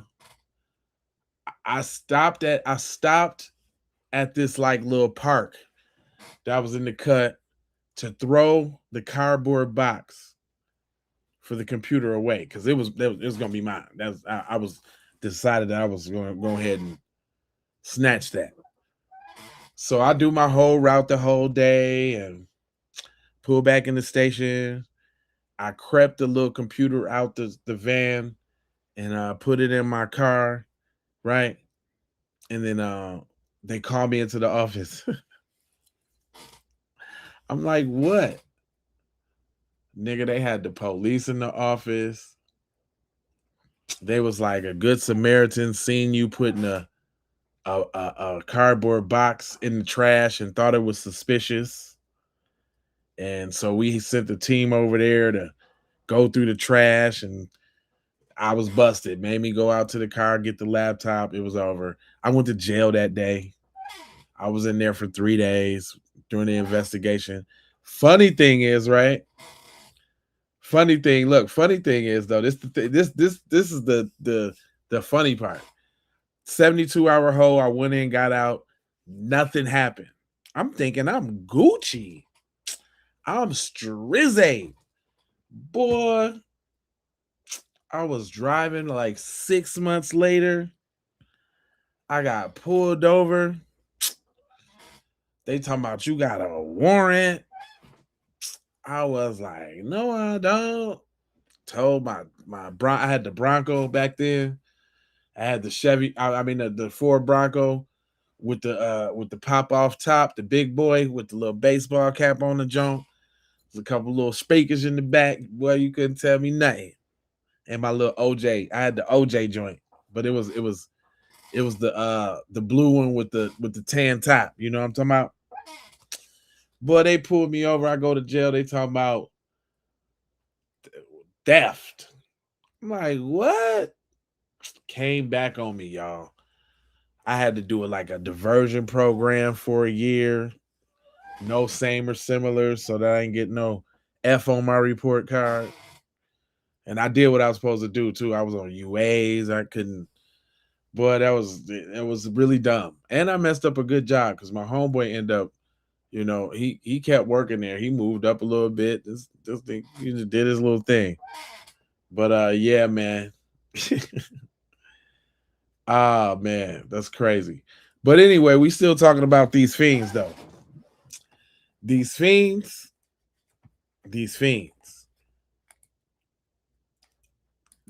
I like well, hold on. I'm gonna give Cuz a chance because I didn't really want to get too deep into his theory on why the photo didn't matter. But from what I hear now, the photo makes a lot of sense because we do know Nolan wasn't on that island. We can just go ahead and get that on about the way. Because he wasn't on the island because it was 2 boats docked at the island and there was a tent on the island that people were actually camped out on the island.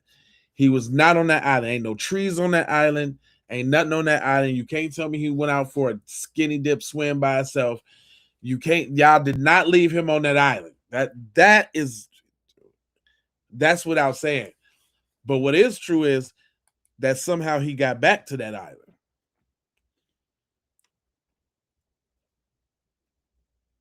If they so if the Coast Guard and them knew that he was on that island, like if she called in the favor, because remember they tried to retract their statement and say that they actually called that 11. Well, nigga, if they called that 11, why didn't y'all go get the night search team and go see where Nolan was at? If there was a floating body somewhere, they didn't do that night, or do they not search at night? I don't know. I'm gonna retract that because I don't know if they actually search at night. But you would think, though, that's an emergency situation like anyone else, and Coast Guard are literally the police of the sea. So what else do you get paid for? Y'all don't prevent anything from happening. Why wouldn't you spring into action and go get it? Y'all got floodlights and all of that. It would be nothing to look for something floating in the water. You know what I'm saying? Roscoe, I had to close the door because you was barking. But let him cook out. Anything like that, every time that I see them speak about the phone, I'm never getting the full answer of where the phone came from. So he is right about that too. He's right about that. Now his dad said he went and got the keys from over Wyatt's house, but they still ain't really said where they got the phone from. They said they had their homegirl go track the phone down, but they ain't said where the phone is at. He's right about that. Unless y'all heard it, y'all be watching videos too. If y'all heard where the phone at, I ain't heard where the phone at. I heard the key because it wasn't even clear where he had got the keys from until the interview with his dad, and it's almost like he wasn't supposed to say that, but he said it. I caught that in the interview. Did any of y'all hear about this phone thing? Because I'm still standing on it's real inconclusive where the phone came from, and he's exactly right. Phone is strange as all ever. That's a super strange detail. And it's like, well, why follow one phone when you got 2 phones in a scenario? Because Javon Williams introduced 2 phones by correct. He did. Javon, his friend said They both left their phones on the boat. But he rode out with some other people. Why would you do that? Saying in that article that him and 18-year-old Nolan Wells put their phones together. Yep. So our minds was thinking about just one phone in play, and we had to think about both phones in the play. Wait a minute. If there's one phone in the play that shouldn't be in the play, why is there another phone with that phone that should not be in the play? Doesn't that make more sense to check out both of those phones then? Why would it make sense to only think about 18-year-old Nolan Wells being a young adult or a young teen and not wanting to be separated from his phone because teens don't separate from their phones, and everybody being so hell-bent that he wouldn't be separated from his phone or anything like that? Now, Nolan was separated from his phone, it seems, for a very long time on the 4th of July, and maybe that's why you don't see too many Snapchats, or maybe somebody did delete those snaps. That makes sense. Because then, okay. But then that would explain why the mother was outwardly saying that she got the Life 360. I got the Life 360. I know how that worked. It showed me every place my kids go, how fast they was driving, whoop-de-whoop, all that. How long they was there. The whole nine. So I know what they're talking about. She said she could see the phone go on the island and come back to land. That she said that out loud. They said that. His mama said that. Well, Renee, they trying to say that the Coast Guard and them trying to say that they came back around talking about they had got a call at 11 p.m. that night, right? Trying to be like the friends was concerned about him. But why would y'all be calling the Coast Guard at 11 at night if y'all was taking on water like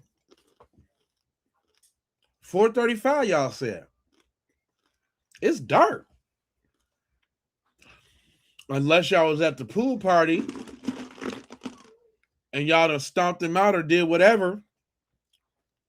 And his stepmom trying to quarterback some shit said make a call to the Coast Guard. But I don't think that happened.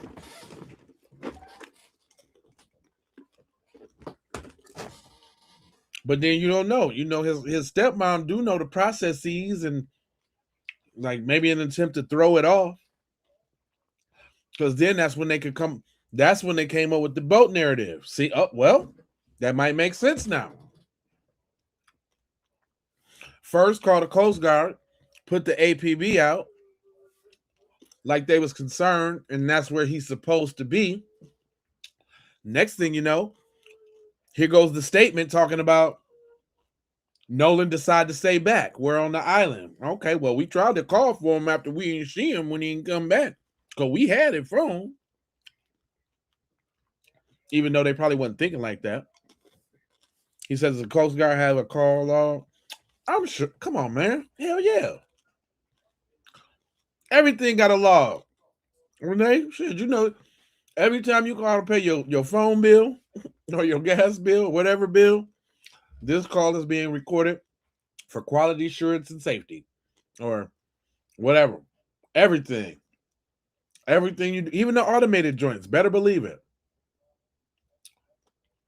The automated joints is being recorded because they want to teach AI better based off of your responses. So it's all being recorded. Hell yeah, they got super log. But can we trust that? Because as we see, Mommy Dearest is throwing all the favors everywhere. He said, did any nearby boats report hearing or responding to the call? Good question.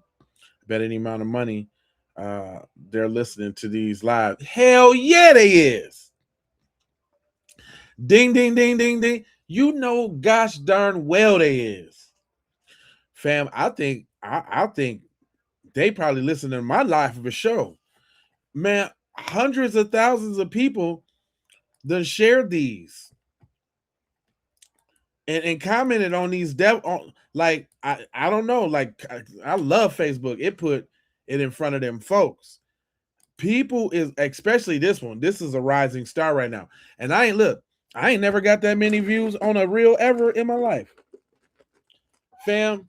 These devil videos then ran up 500,000 views over the last couple of days. Not even playing with you. I'm amazed. I am amazed. It all started with the other one, but I'm like, ain't nobody putting the faces with these names.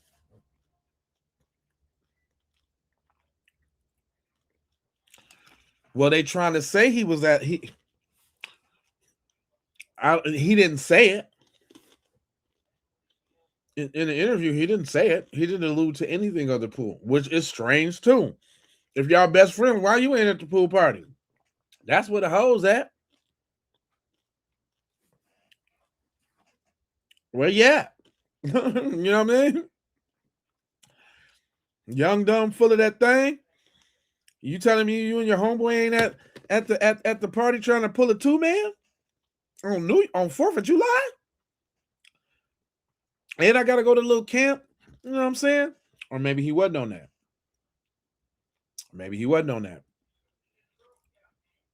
He said Warren didn't know where the phone was. Nolan's dad said she spoke to the young lady and said that the phone was on the place. No, that's not the phone. That was the keys.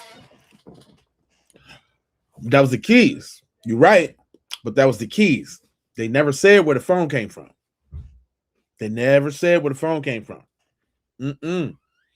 All we heard for the phone so far is that his mom's friend, they tracked the phone, and his mom's friend went to go pick up the phone. They didn't say from where, they didn't say from who. But you're right about that. But that's the keys, Win. That's the keys. Oh yeah. I'm trying to listen. And we can. And thanks for going back and forth because we trying to piece this together. We trying to do our own little Perry Mason. But I swear to y'all, I probably got the whole Ocean Springs. I already got several nice choice DMs from some Mississippi people. I mean, I had somebody in the comments saying like, they should sue him immediately. I'm like, why? Because I have an opinion on how shitty Nolan's fake friends were. All it says is Morgan Seymour knows what happened to Nolan Wells. Does he or does he not? I mean, I might have thought that he looked like a devil in my imagination, so I just did it. That's all. No big deal. No big deal. And from the response of me doing it, it seems like a lot of people wanted somebody to do this because the response, I can't even. I am flabbergasted, y'all. I swear to God. Really, real talk. It's I wouldn't say scary. I would just say a little intimidating. Like sometimes when you do stuff, not saying you don't think things out. Of course you want exposure. Of course you want this, that, and other. I ain't scared because I stand on it. I put it up, obviously, but I'm like, dang, I didn't know it was gonna touch a nerve. Hello, what's going on?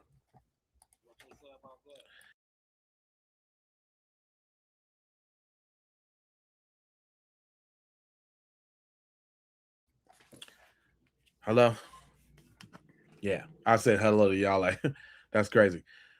He said, what person handed the friend? That was Wyatt.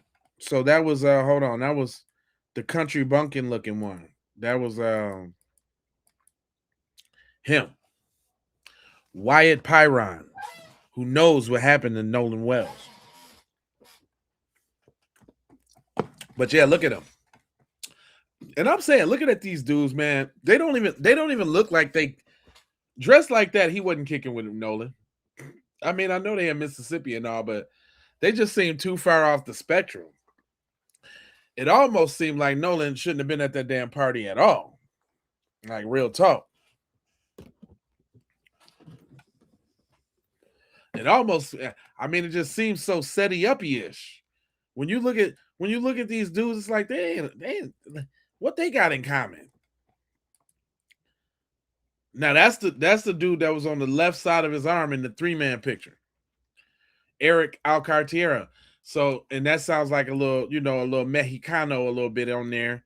So, he probably playing on the black and brown side of the game, but secretly conspiring with the white boys in the crew, you know what I'm saying, for brownie points. We already know what he doing. But her, this smile though, that smile, and then how it's what's funny?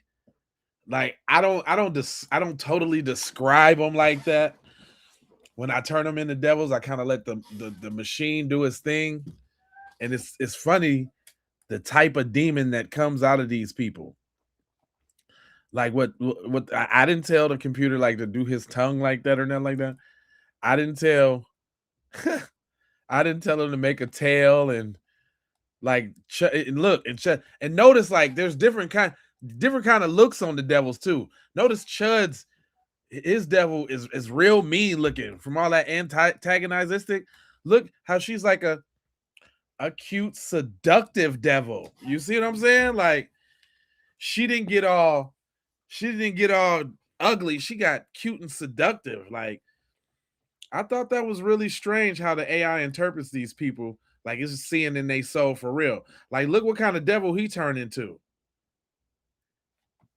You know what I'm saying? Like, and then when you look at him,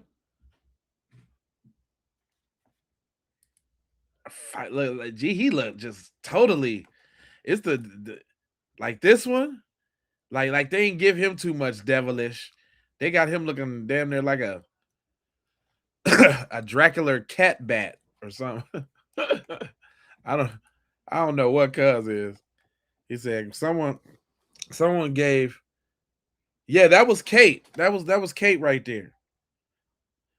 This is Eli. This is the bigger one. So I went scoured the internet for all the names that was mentioned in this joint, right? Because I felt like if I get one, I gotta get them all. This is Morgan. Morgan was also in the picture too. This looked like the older dude that was on the side that you said that I forgot who said it, but that probably supplied the liquor. Because you know what? This is his LinkedIn photo. And that was the only thing that I could find of him. I mean, they got the one where they in the photo together, but I didn't feel like cropping it out or nothing. I needed one individual, but I was able to find a LinkedIn photo of Mr. Morgan Seymour.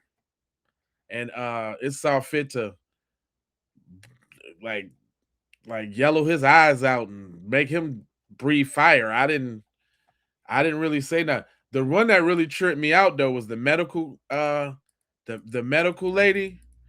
The way her little devil came out, look, innocent little Karen, right?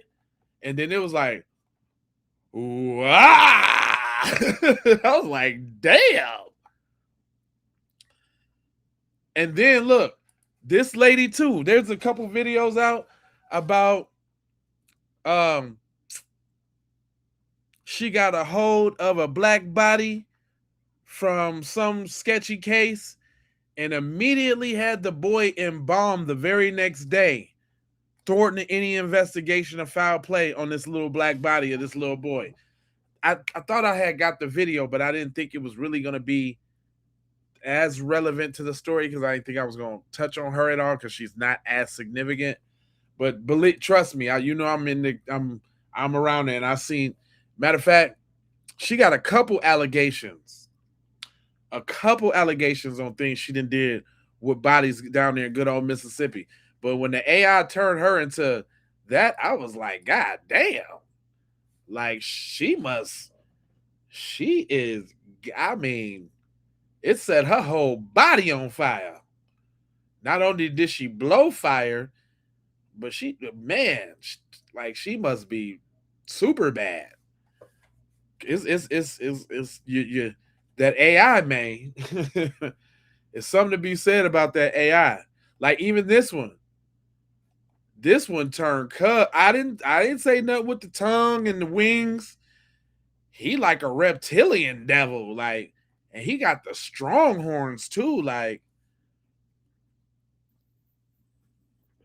the way it interpreted these people as devils from a simple prompt. I was just trying to be all quick with it too. It wasn't like I was, trying to craft a masterpiece. Or I keep forgetting I can't play the music. Look, if y'all keep hearing them dings and shit, man, that's because, boy, now I got them tight over here. Look, if y'all, of course y'all can see that. Look at them notifications, boy. Them I'm talking about they tight. They just keep coming in. They are Timmy tight nuts over there. I'm telling you, I ain't never had this much motion on Facebook. I'm gonna go ahead and keep that real. Like that's what I'm trying to. Matter of fact, here, let me put the link over there so y'all can go ahead and go get up with me. Hold on real quick. I'm gonna put the link over there. Put the link over there for y'all. So y'all can go become my friend or follow me, however you want to do it. It's all to the gooch. How do you do that? Like how do you share your profile? That's weird. Do I just take the URL link and send that, y'all? Can you get it that way? That's what I did last time. Okay, here, I'm gonna just do that. Here y'all go. I see it ain't too much riffraff in here, so I don't mind putting the digits out there, so to speak, giving y'all my number. There y'all go. Go on over there, man, and join in the festivities, because I'm on these people's nightcap. Straight up. But back to this though, the larger thing of this, and from the very beginning, I said that, I questioned if his dad, what I'm saying, was actually black, and that's still out. I mean, his name is Elmo. He is from Mississippi. Elmo sound like an old nigga name. But I feel like they didn't teach him knowledge of self, and she kind of broke that down real nice, and this is a very good message. He knows Iverson Mall is a black mall, and my best white friend was like, I can't go to that mall. And I'm like, why? And she's like, basically was not comfortable. Hold on, that's the part two. My bad. That's the part two. Let's go to the part one. My bad. Just like Nolan Wells, the only black girl in an all-white friend group. And just like Nolan, I thought they were my friends too. I used to argue with my stepfather. He used to tell me, they are not your friends. And I'd be like, yes, they are my friends. And my stepfather said, when you get some knowledge of self, you're going to see if they really are your friends. Because black pride will tell you whether or not your white friends are really your friends. Because let me tell you, the white boys, the white girls in my school. Hey, and I'm gonna say that's the truth. The last 5 years that I've been doing this podcast, the white people who thought they was cool with me is not cool with me no more. And there's some stomp downs like Nick and a few others that know what it is. That is just black empowerment. It's just what it is. But she is totally right. When you got knowledge of self and you speak on knowledge of self, them fake friends gonna fall. School, they loved me until I got knowledge of self. And I will never forget the day that it happened. I was 14 years old, and this white boy named Wayne Colby that I went to high school with liked me and asked me to go to the mall with him and his friends. And we went to the mall, went shopping, and on the way back, his friend said, I have a joke, but I can't tell it because Shari's in the car. And Wayne and his friend, this is how locked in I was. They said, You can tell it. Shari is cool. She's not gonna get offended like that. And y'all know his friend said, what are the similarities between a black woman and a vagina? And the answer was, they both have kinky hair, big lips, and stink. And all of these white boys in the car started laughing, including the white boy that liked me. And I ain't gonna lie to y'all, I was stuck. Because I really thought these white kids weren't racist. My stepfather had been telling me the whole time, like, they ain't your real friends, they this, they that. And I was like, no, they're not. No, they're not. And y'all, when I got out that car, I ran into my house crying. And my stepfather came downstairs and was like, what is wrong? My stepfather gave me a book called The Brodophile that I read over the weekend. I came to school on a Monday and started kicking it to my white friends that I think that Jesus may be a black man and all those type of things. It switched up on me real quick. When I refused to stand up for the Pledge of Allegiance, those white friends that I thought were my friends since 9th grade and they loved me and everything, all that switched up. I mean, I was locked in where they would want me to sleep over their house. I'd be the only black girl in the friend group, but my mother was always very cautious. No disrespect, because oftentimes those white families were much more lackadaisical. Their children would be smoking, drinking, and things like that. My curfew was 9 o'clock at 11th grade. So my mother didn't play around like their parents had leeway for them. And the last straw for me was when I realized my white friends would not be uncomfortable for me. They didn't think it was uncomfortable for me to be hanging out with them and be the only black girl with them at their house, with their friends, even sometimes being around friends that they knew and would say, oh yeah, her parents are racist and this and that. And they still would think that I should be comfortable around them. I'll never forget, I asked them to go to Iverson Mall with me. And anyone in the DMV comfortable going to that mall, and that's when I knew I couldn't be her friend anymore. Plus, she had kissed this black boy, and as much as her mama, brothers, and everybody loved me, she was terrified that her family would find out, because she told me her family, her brothers, would black out if they found out she kissed this black boy. Now here it is, I'm sleeping at your house, your mama say she loved me, your daddy, everybody loved me, but they gonna do what to you if they found out you kissed the black boy? Those two things can't exist at the same time. I can't be your friend, but also know that your daddy, mama, and brother that I'm around will basically disown you if they find out you kissed a black man. Have a good day. V knows Iverson Mall is a black mall, and my best. No, that's real though. That's real. Why is he talking so long for the fed up autopsy repair? I wonder if they are trying to recreate his face. You know, because what is true about that is that the mother has not even seen the body yet, which that's crazy. That's crazy. She ain't even seen her, so that identify the son and the daughter and all of that. Come on now. Hey, and you know what? I ain't seen so many. Let's give it up for the white people, man. They trying, man. That's a lot of white people. And but the only reason that they trying though is because they don't want everybody to look at them sus. And I'm talking about they trying so hard. And don't look at us like we're killers. Don't look at us like you guys die every time you come around us. That's not true. They copping, please. Check your girl out. She this you think she was a sister girl the way she finna read you real quick. Check her out. Black people took a white person out into the ocean and a white person did not come back, it would be international news.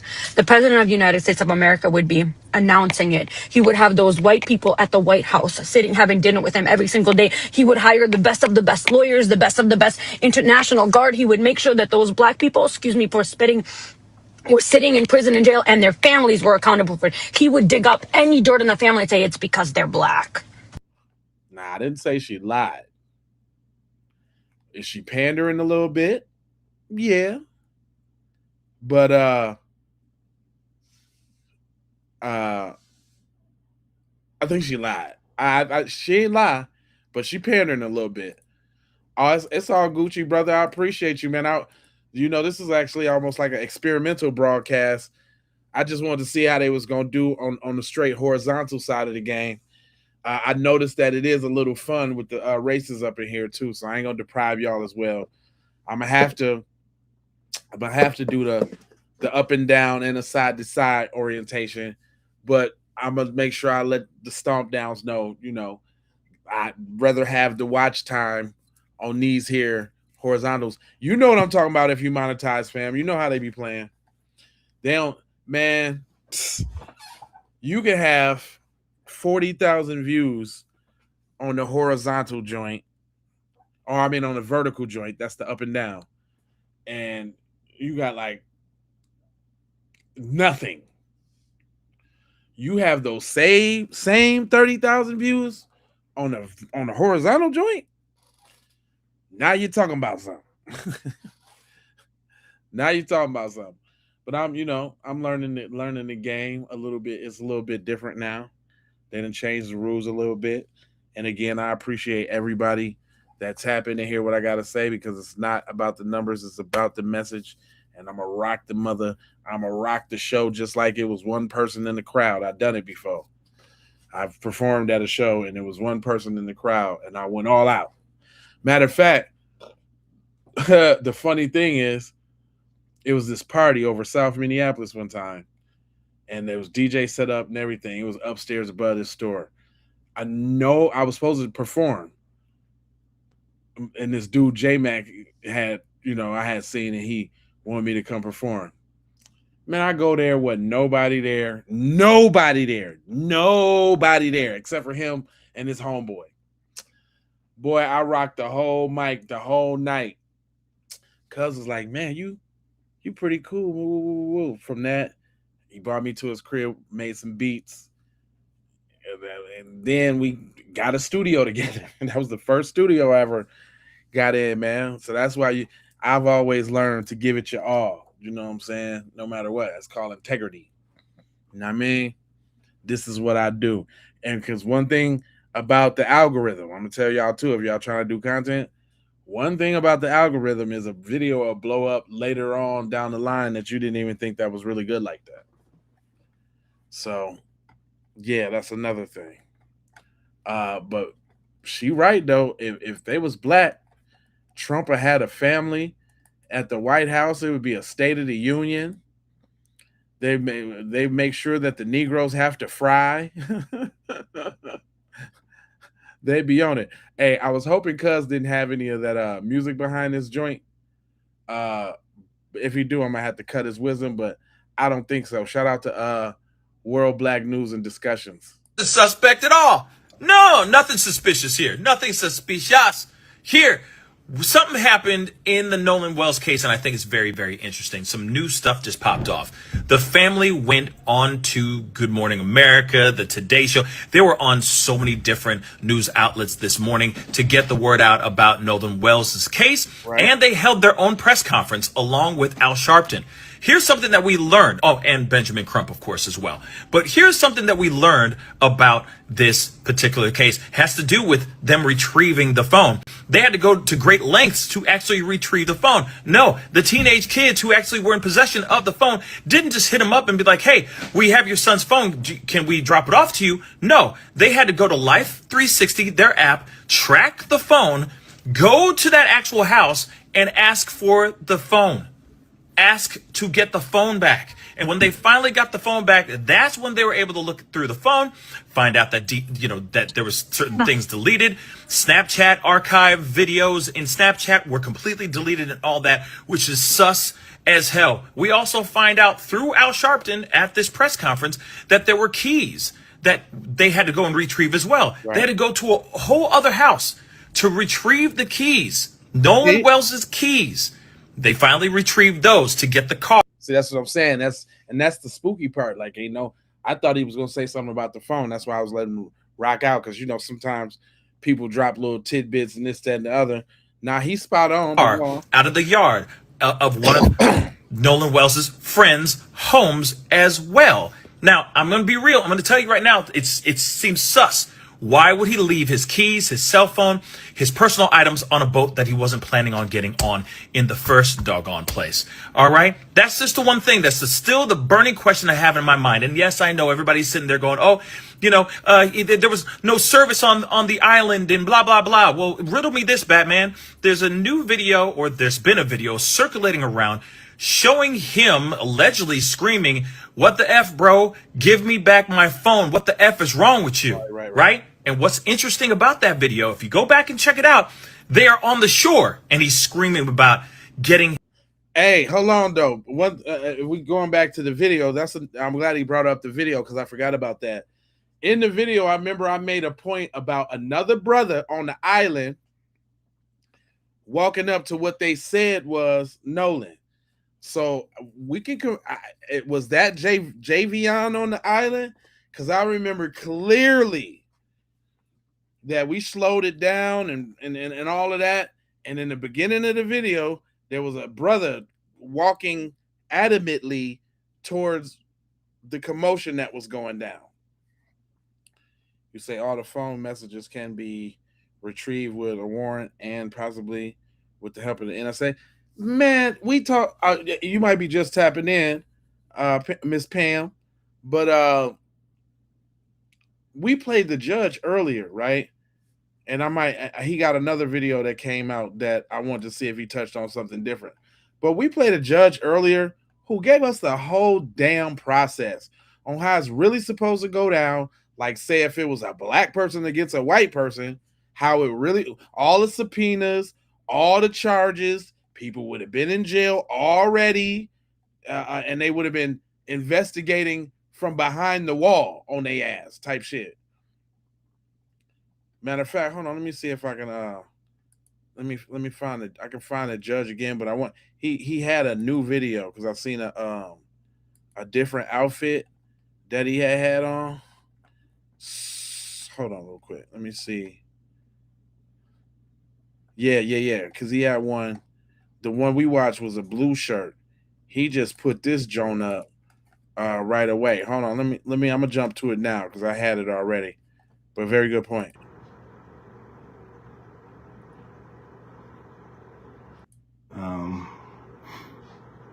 Been several new developments, several new allegations that deserve to be investigated, and they need to be investigated by those with jurisdiction, and there needs to be concurrent investigations going on in the search for truth for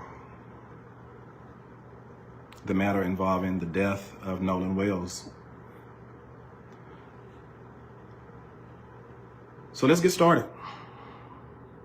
This morning, most of us awoke to the news that there is an allegation that Nolan Wells may have actually arrived on the mainland after leaving Horn Island. There is an allegation by a person who's named in the photo that says that he was spotted at a house, at a pool party, and it is believed that that picture may have been taken sometime shortly before 1 a.m. And it is believed, if the allegation is correct, that that pool party may have been in Ocean Springs, Mississippi. And so now we believe that, based on that allegation, not only does the Jackson County Sheriff's Department have jurisdiction to investigate the death of Nolan Wells, now the Ocean Springs Police Department has jurisdiction to investigate the death of Nolan Wells. And so I am hereby calling on the Ocean Springs Police Chief and the Ocean Springs Municipal Prosecutor to do their jobs. There should be concurrent investigations going on. If the Jackson County Sheriff's Department believes it has jurisdiction, it should continue to do its investigation, because we do know that part of this investigation involves things that happen off the Gulf Coast, about 10 miles off the Gulf Coast. So all of the appropriate agencies should be investigating. But the new development is that he was allegedly spotted. That's a good point. At a home with the pool of one of his friends. And it's a very specific person that says that she saw this. I've never talked to the person, but that person needs to be spoken to. Right. And there are several people identified in the photograph that needs to be spoken to. That was in the that attended the pool party, and we can get down to the bottom of whether or not Nolan Wells made it back to land. How did he get to land? Who did he ride with? What time he arrived at the pool party? There are some disturbing things that happened at the pool party, according to this alleged witness. But while I don't know the veracity of the allegations, I do know now that the Ocean Springs Police Department should have jurisdiction to investigate, because it would have happened within the municipal boundaries. That's if I have heard correctly, that the young men were graduates of Ocean Springs High School, so they could not be students at Ocean Springs High School at any time if they were not residents of Ocean Springs. So that's how I've concluded that Ocean Springs Police Department should have jurisdiction now to investigate. At the same time, I'm calling on the Jackson County District Attorney to be investigating. The District Attorney has its own investigative staff, or should have, and they should be investigating. The District Attorney does not have to wait on Jackson County Sheriff's Department or the Ocean Springs Police Department. It can do its concurrent investigation, and it could present the matter to a grand jury at any time once it feels it has determined or gathered enough information. So 3 different law enforcement agencies is what I'm calling on to do their jobs. If the young lady that has gone on Facebook's allegations are correct, there should be arrests this week for assault. She has recounted that she witnessed an assault, and she was very specific in naming the 3 individuals who did the assault on Nolan Wells, and she also told who videoed the assault. So basically, they're doing a lot of playing in faces, man. I'm glad that with TBA, the Black Authority was talking about, where's our lawyer class, man. I hope that broadcast sparked what's happening right now, because other than the that lawyer dude on YouTube, I ain't really see nobody from behind the wall speak up and speak like this. It's a new day. And she told what that individual videoing was saying while the assault was going on. She's also named an adult that allegedly had all the young people to get out of the pool and leave her home in the early morning hours of July the 5th. So that adult needs to be questioned. Every person that's identified in that pool should be questioned. It's not rocket science, but there are allegations of assault, and there's allegations of a witness, and those allegations need to be further developed and investigated. There's also allegation that everyone left that home, most of the young people left the home. They did not live there except Nolan Wells, and when she left, there was he was leaning over the pool and blood was coming from his mouth. So that is a very specific allegation that deserves to be looked into. I heard that too. So I'm asking and really demanding that the Ocean Springs Police Department does its job and start a concurrent investigation. Which they're not doing. Man, all of this stuff supposed to be had, man, it's what's today? Sunday? What's today? Sunday. It's Sunday? It's Sunday. The 4th was last Saturday, right? This stuff should have been done Tuesday. This stuff should have been done Tuesday, when, like, soon as they found the body, soon as they had the material body, the little body, all of this should have been in play, is what he's saying. And how it usually would be if it wasn't some white people trying to cover up some crime for their children, because that's what we're seeing. Justice can no longer wait. It's justice has been delayed long enough. And so I am straight out of patience at this point, straight out of patience. And various crimes have been alleged.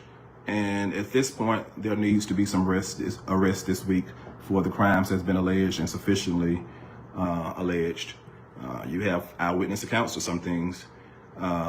And the police does not have to have a affidavit from the people that are making the allegations. They have to be interviewed by the police, and the police can sign an affidavit and take it to a judge and get the warrant for arrest. They ain't trying to do none of that. So we are asking law enforcement to simply do their jobs. Get the arrest warrants for those crimes that you know that there's probable cause that a crime has been committed already. We do believe that this week will be the week that the autopsy report come out. We are now on day 8 since the alleged since the disappearance of Nolan Wells. And so there's been sufficient time for the autopsies to be done, if the information I've heard is correct, and we should learn the results of those autopsy reports. Damn right. I would expect this week that there should be a lot of movement in this case. Once the autopsy reports are revealed, I believe that should lead us where we go from here. But the witness today that says that he was in the pool said that he was assaulted. Also said there was another argument about the phone not being in his possession, someone taking his phone and not giving it back. That needs to be investigated, and someone should be arrested for theft or larceny, or with a simple larceny, grand larceny. Someone should be arrested, or some people should be arrested for assault. If Already though, that's not what he like. He's not really putting the urgency on it. Already, this should have happened. We're on day 8, bro. That is a true allegation from that witness and then those others that were witnessing it. But to continue not to follow these leads and not to make an arrest, it is unacceptable at this point. It's simply unacceptable. We know and we have accepted it to be true for so long that when the roles are reversed, there's an immediate arrest. And no one jumps up and down in those instances when there are immediate arrests. The persons just simply go through the system. Right. And no one cries that it's unconstitutional or not. So what's good for the goose should be good for the gander. Come on now. I'm happy to announce tonight that I feel led to start a nonprofit group entitled Dads for Justice. And it will be for dads throughout the United States and around the world. If you have at least one child, that's what's up, and you are primarily a man of color, black or brown, you will be invited. See, that's where I gotta disagree with you there. See, I don't like all of that, all inclusive. Don't sit up here and get to talking about all the stuff that we go through and this, that, and the other. And soon as it's time to get down to the guns and the butter, here y'all go with the butter. And we got to slide the brown in there. Can we ever have anything just for ourselves? What's up with these dudes? I don't understand. Everybody exclude us from every goddamn thing. Just like I'm about to talk about that streamer university. Latinos up in arms because they talking about ain't enough Latinos in streamer university. Go, man, go sit down somewhere. But this is why. This is why they feel like that. Because every time they look around, they hear a black person saying black and brown. So they feel entitled. That's where he lost me. Come on, Mellow Money. Come on, fam. They lose me with that every time, and it almost makes me not even want to listen to the message anymore. But then I do have a little grace because, you know, everybody ain't on it like we own it. But I think that if we ostracize it enough, people will get the picture. Right? Because even like with the boycott here recently, you know, when you think about algorithms and timeline, man, some people just didn't know that it was going on. Right? Some people just didn't know what was going on, fam. So, you know, I ain't gonna get too down on the brother, but when I'm speaking on the Keep It P podcast, look, when I'm speaking on the Keep It P podcast, I can't let that ride. I can't let y'all think that I'm cool with that, because I'm no way in shape. This is a B1 space, black first, all that black and brown, fam. And I be triggered too. It be like, I don't know if y'all know, when y'all be watching, I be triggered as hell. Soon as I hear it, it's like something that clear. Oh hell nah. Like, soon as we talking about the Nolan Wells. So, you know, we got contradictions with this new pool party picture. This is a former Mississippi judge who's practicing as a lawyer right now that pretty much gamed us up on another video about how these processes should go. And now he coming back with the extra little he about the new information. But what I'm saying to not only him, you said enough in the last video where they should be in jail right now. You know what I'm saying? Like, they should be in jail right now from the last video we listened to.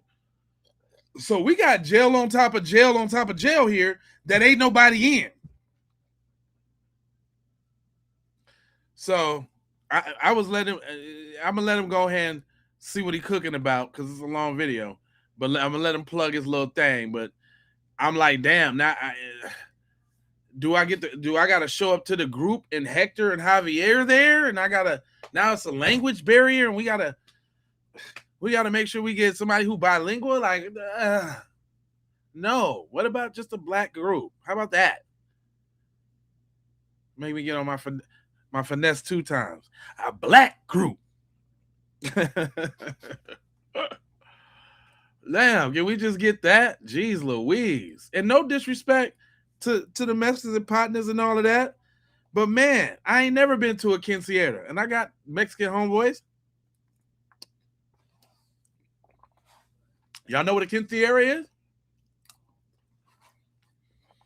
A quinceañera is a sweet 16 party that Mexican girls have, but the whole family, like, it'd be like just like a party. And not only the family be there, homies be there, everybody be there at the quinceañera. I ain't never been invited to the quinceañera. We always inviting people to the cookout. When the last time have you been invited to the quinceañera? I want to know. Is anybody in the chat been to a quinceañera? Since we all got all these Mexican homeboys and Mexican black and brown and all of that, how many of y'all been to a quinceañera?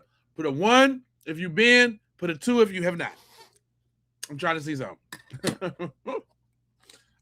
I'm trying to see something real quick. Y'all got the cool Mexican partners. Probably letting them say nigga and all that. Because y'all grew up together. Have you ever been to the quinceañera, though?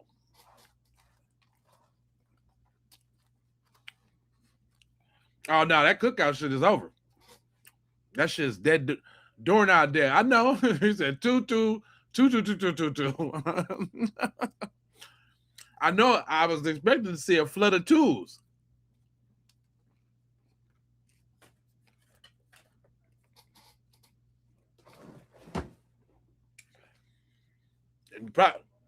When the last time you been to the quince? That's what they call it. You going to the quince? Holmes? Fool? You going to the quince, fool?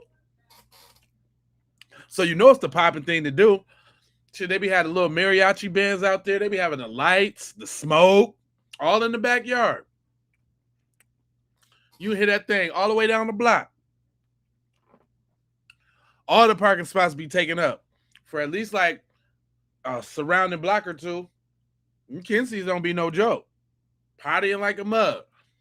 But you ain't never been there though. Hey, that's what I look, fam. I was.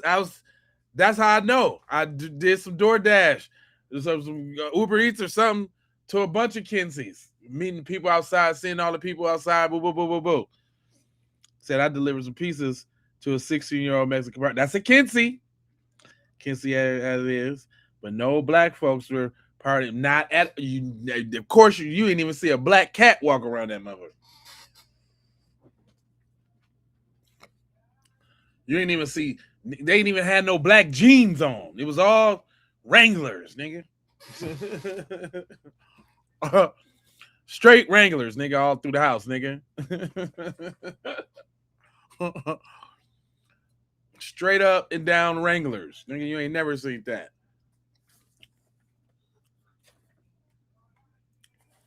And then, so now what we talking about, even with the white homeboys, now niggas gonna be thinking twice about going anywhere trying to go do some white people stuff.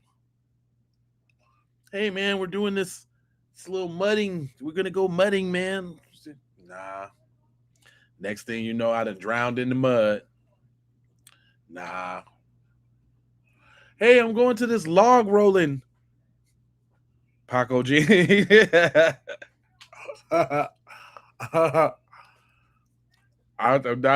Paco jeans, a big buckle belt, a flannel, 10-gallon hat, little 10-gallon joint, and some boots,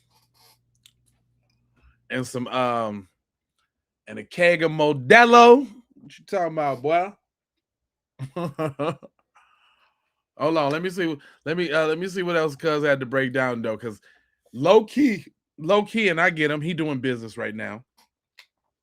I commend this brother for stepping up and saying what he's saying publicly, because basically he's asserting himself as, you know, a black safe business, even though the little black and brown sketchy part, we just gotta make more noise with that and make sure people know the impact of that. But you know what I don't get about people that say black and brown, y'all? Real talk. He said, I'm here in New York. They use to rock the boss jeans with hella Coronas.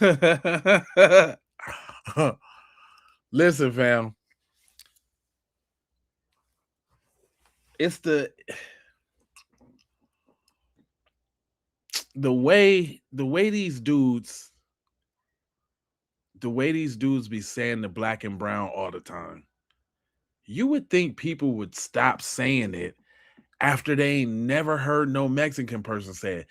I have never, stop me when I'm wrong, I ain't never heard a Mexican person say brown and black. And the reason why I'd say brown and black, because obviously if they brown, they would put brown first. I have never, and I mean never, heard brown and black. Now dig this. I've heard a Mexican person say black and brown, which there's some psychology to that. What that says is, y'all with us, we ain't with y'all. You dig me? Is you with me on some real shit though? Is you with me? I ain't never heard a Mexican say brown and black. I always hear Negroes, especially content creators. They be trying to be so, content creators is so inclusive. They be tiptoeing so much. And when I mean tiptoeing, like placating to feelings and all of that. That's why I did Mitch McConnell the way I did Mitch McConnell. They don't care, fam. Man, you gotta fight the smoke with smoke, man. All of this, oh, I got a big fan and I'm just gonna blow the fire out. No. You gotta fight fire with inferno. You gotta fight fire with atom bomb. You gotta totally dead that shit like this. Like I think you think you think I care about what y'all about Mitch McConnell when he was here, he was a devil. So why wouldn't I make a meme about how devilish he is even in the afterlife? Why wouldn't I celebrate that? They do a lot worse, like actually kill us. They do a lot worse, like actually kill us and conspire to get away from it. Boo hoo! I'm doing a little boo hoo! I'm doing a damn yeah. This is live right now. Yeah, but boo hoo! I'm doing a little a meme turning them into devils. Oh my god, their little bitty feelings is hate. Well, you know what really hurts? Like when we die. That really hurts. So I ain't trying to hear that. And because I done jumped off the porch on them like that, come to find out, it's a lot of people who like that. I'm telling y'all, my account, this Nolan Wells situation, and me pointing out them friends has never had my account, my Facebook account on more swole ever in life. I am, I am floored, y'all. I've been doing content for a long time, and I didn't know how much a post about a devil would bring all the devils out. I'm talking about in droves too, fam. They over there in the comment section with all the racist memes. They all in my inbox. You dirty little N-word. You don't know your father. And yeah, and I hope your kids are next. I'm talking about they getting so deep that I had reached out. There's a brother on Facebook. I don't know if y'all know him, but he DJ Soul Child. And his whole thing is exposing racists. Like he find where they work at and call them and da. I ain't really got the time for that, but I definitely hit cuz in the inbox, said, yo, first of all, I like your music, because that's how I found him. He do this like little house type of music that I had found. And I didn't know it was him. He actually do content too. But yeah, I inboxed him, man, and was like, man, listen, I got a smorgasbord of devils on my channels, man, from the last couple of days, like hundreds of thousands of them joints. Come get them and get, because he said they came out the wood. Man, fam. Oh, hold on. This the not only the reels, but I had put up this post, right? I had put up this post that said, now I put up a post talking to my peoples, man, and they look. I put up this. This is effed up, right? Y'all can see that because it's the long. Hold on, no, I ain't on the channel. Hold on. I put up this post. Hold on, let me see if I can get it in the middle of the screen. Yeah, I put up this post right here. I said, when y'all see me getting on their ass, this is why. Exhibit A, right? You see what that is, right? That's a dude did some little AI of Nolan under the ground talking about, I learned you can't stab water. Now, when you look at that, you'd let it go. But I'm like, first of all, it's not funny. You trying to mix Carmelo with this situation. So they really mad about Carmelo. That lets you know right now. Carmelo is the new George Floyd, y'all. You know, they held on to George Floyd for so long. They tried to make it that little white girl on the train, but her name sounds too foreign. So not everybody try to use that. But he's the new George Floyd. So now they feel like if they make fun of Carmelo Anthony, that we're just gonna just wither away and die, and our feelings are gonna be so hurt. So his attempt to make fun of Carmelo and this one, and look at we already know that we're not dealing with humans, but look at the psychology behind it. Step outside of it and try to see what they was thinking when they was doing it. Mr. Phil here was saying, I'm gonna try to belittle and terrorize you with a picture of a boy who died under mysterious circumstances. Almost even to say as what'd you say? Carmelo's the new OJ Simpson? Yeah. I give you that. Calvin, I give you that. Straight up, cuz. I mean, we got a lot of proxies. That's what you call a proxy when white people, because Diddy's been it for a minute. Then it was Bill Cosby. Then it was R. Kelly. They try to get Cuba Gooding Jr. They try to get Tiger Woods. They who else they was trying? You know who's swimming around next though? It's almost inevitable. From foreshadowing and from what we've seen, Jay-Z has to be the next nigga. He's from that older little era, Jay-Z would be symbolic to them because, Jay-Z is supposed to represent the street thug nigga that went corporate, that was able to do it. And they ain't finna let Jay-Z think if he cozy up to the little millionaires and go jog with these little goofies and all that they gonna spare him. Nah. White supremacy breaks their tools. And we know he a tool now, especially with this Target thing in his album. And then he did a little funny little freestyle the other day trying to throw Kaepernick's name back in there. Like, nigga, who is you fooling, cuz? I don't know about y'all, but stuff just be so blatantly apparent nowadays. I think Dick Gregory said it the best, man. Once you put on the magic glasses, fam, you can never take them off. You can't convince nobody else to wear them. And you ain't never going back to seeing things the clouded way. It's you always gonna see it for what it is. You're always gonna be woke. And that's just true. I deal with that a lot, man. I don't know about y'all, but I deal with being woke all the time. And I actively work on ways to find safe ways to find where I don't have to be woke, when I don't have to be on point. You know what I'm saying? Like off by myself or doing my own little thing, you know what I'm saying, on my own little mission, right? Because we got to live life. You know what I'm saying? We got to grow. We got to prosper. We got things to do. You know what I'm saying?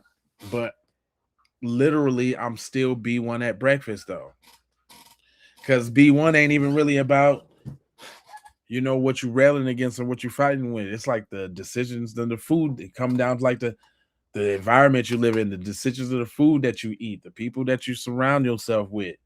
You know what I'm saying? Are they conducive to you being the greatest black man or woman that you can be, right? Because if you ain't nothing, then you can't be nothing for your family. And if you can't be nothing for your family, you definitely can't be nothing for your community, right? And there's a drawback to that too. Sometimes, as in history goes, some of our brothers, you know what I'm saying, was everything to the community and maybe lacked a little bit on the family side of the game, or you know what I'm saying? Because I like for instance, not saying I'm caping for him or anything, but if we want to do a case study, there's two spectrums. Look at Umar, look at Tariq. Umar's been single. You telling me Umar ain't found no queen or queens all this goddamn time? But he do be everywhere talking though. He always up in the mix in the interview or putting out his doing engagement over in Ghana. Tariq do the same thing, but Tariq always on vacation with his family. He always somewhere with his wife and his shorties. So you got to find a balance for that. Tariq actually shows that you can be the blackest motherfucker on earth and still a family man. I look up to that. I like that. I like that model as a human being, right? I like what that represents. You know what I'm saying? Being able, that's why I'm taking this opportunity to go so hard on these videos now, man. Because the opportunity to presented itself, and it just look, y'all, it just presented itself now, man. I've been doing the Keep It P podcast for 5 years, man, without even being monetized. Dig that. 5 years, 5,000 episodes, no monetization, no monetization. It just happened a month ago, month or two ago. If that ain't dedication and passion for you. But now that you know what I'm saying, they trying to shine on a little bit, boy. Now you know we gotta be extra doper than everybody else and weave all the weaves. Y'all notice that in the beginning I was playing a lot of people's clips with a lot of cursing in it, and I had to scale that back. They were snatching good videos down. Now they let everybody else curse, call us niggas and everything, man. Like they let other people do everything. But that's a part of the game because we ain't got our own platform. And what can I say? I mean, we talking that real. If I wasn't talking that real, it probably wouldn't be so difficult. I could easily do celebrity gossip. That's what they want me to do. They want this channel to be celebrity gossip. Before, like, I just got back in the game here like about a month or two ago. The highest viewed video on the channel was like some shit about Trick Daddy or Fat Joe or something like that. Because we tried it just to see what it was, and they boosted the crap out them videos. This stuff right here, you can tell by right now. I didn't use my little trick that I usually do by streaming on 6 channels at once. So like 2 per channel, like the horizontal and the vertical, that tricks the algorithm to send out more notifications to more people, and then everybody start flooding in. It took me a long time to figure out that trick.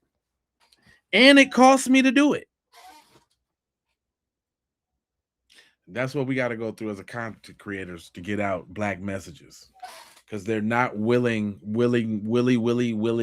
to disseminate this. And then again, if you was on the other team, why wouldn't you? Why would you? You know what I'm saying? I told y'all, like I tell you all the time, it's the yin and yang of it. I already know what they're doing, but that didn't make me want to stop. They ain't make and you know, it could be gone tomorrow. I ain't never had it. You know what I'm saying?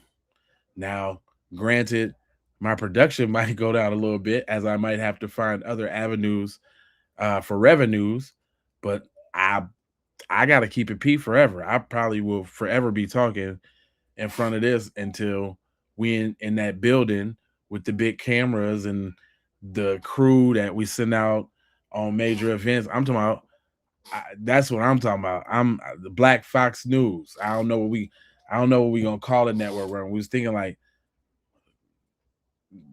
WKIPP.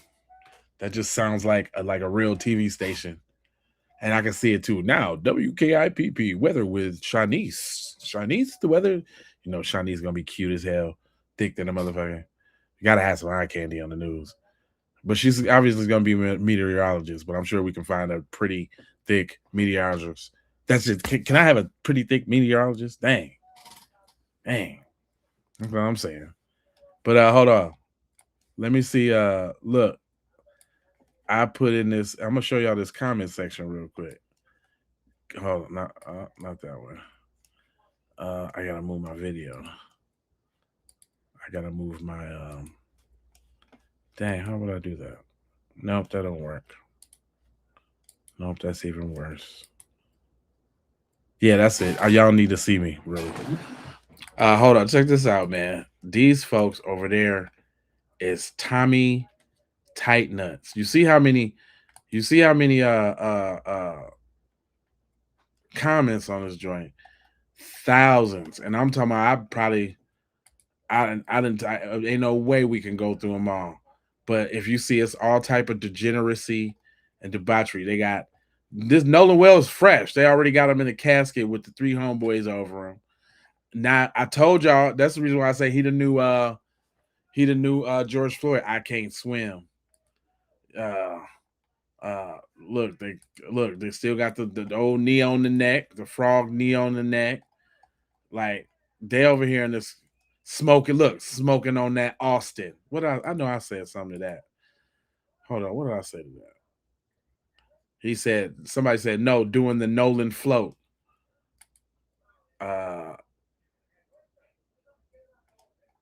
And it said, Ashlee said, float on.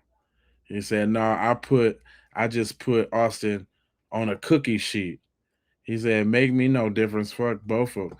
As far as I'm concerned, blah, blah, blah. Man, I'm just talking about, man, I'm over there and I'm reading everything too. I done stole this meme too.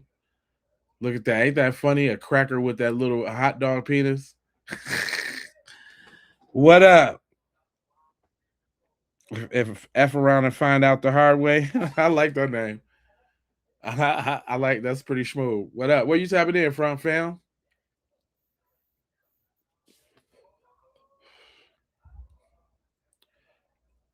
Very good point. Very good. That's a good point. He said, why you turn the phone in of somebody you killed? Why didn't you just throw it in the lake? That's because they had negative Nancy trying to quarterback the whole thing, thinking she knew everything. You know what I'm saying? Because, well, first of all, they didn't throw it in the lake because they probably had to figure out how to get in it. That's my thing, though, too. Before we even talk about the text messages and all of that, how did they get in this phone? Especially like an iPhone, ain't them joints Fort Knox? Like I done done some jailbreaks and some stuff like that before, like with an Android, but you can't really do that with an iPhone. What's that about? He say in Colombia came here looking for India for a better trade route. There's no here in India that one lie and killing the people here. Did he intend to take over India too? What are you talking about, bud? Calvin, what you talking about?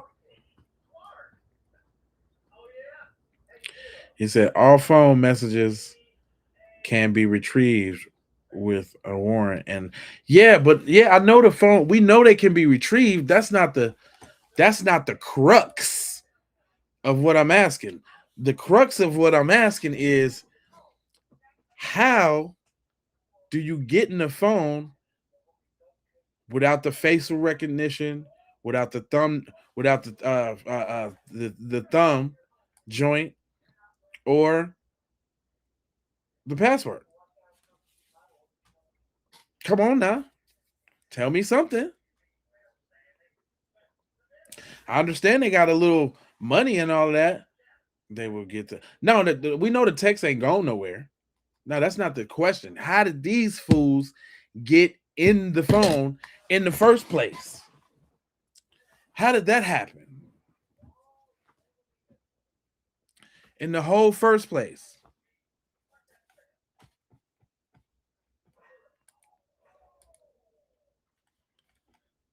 Hold on, let me see where we at.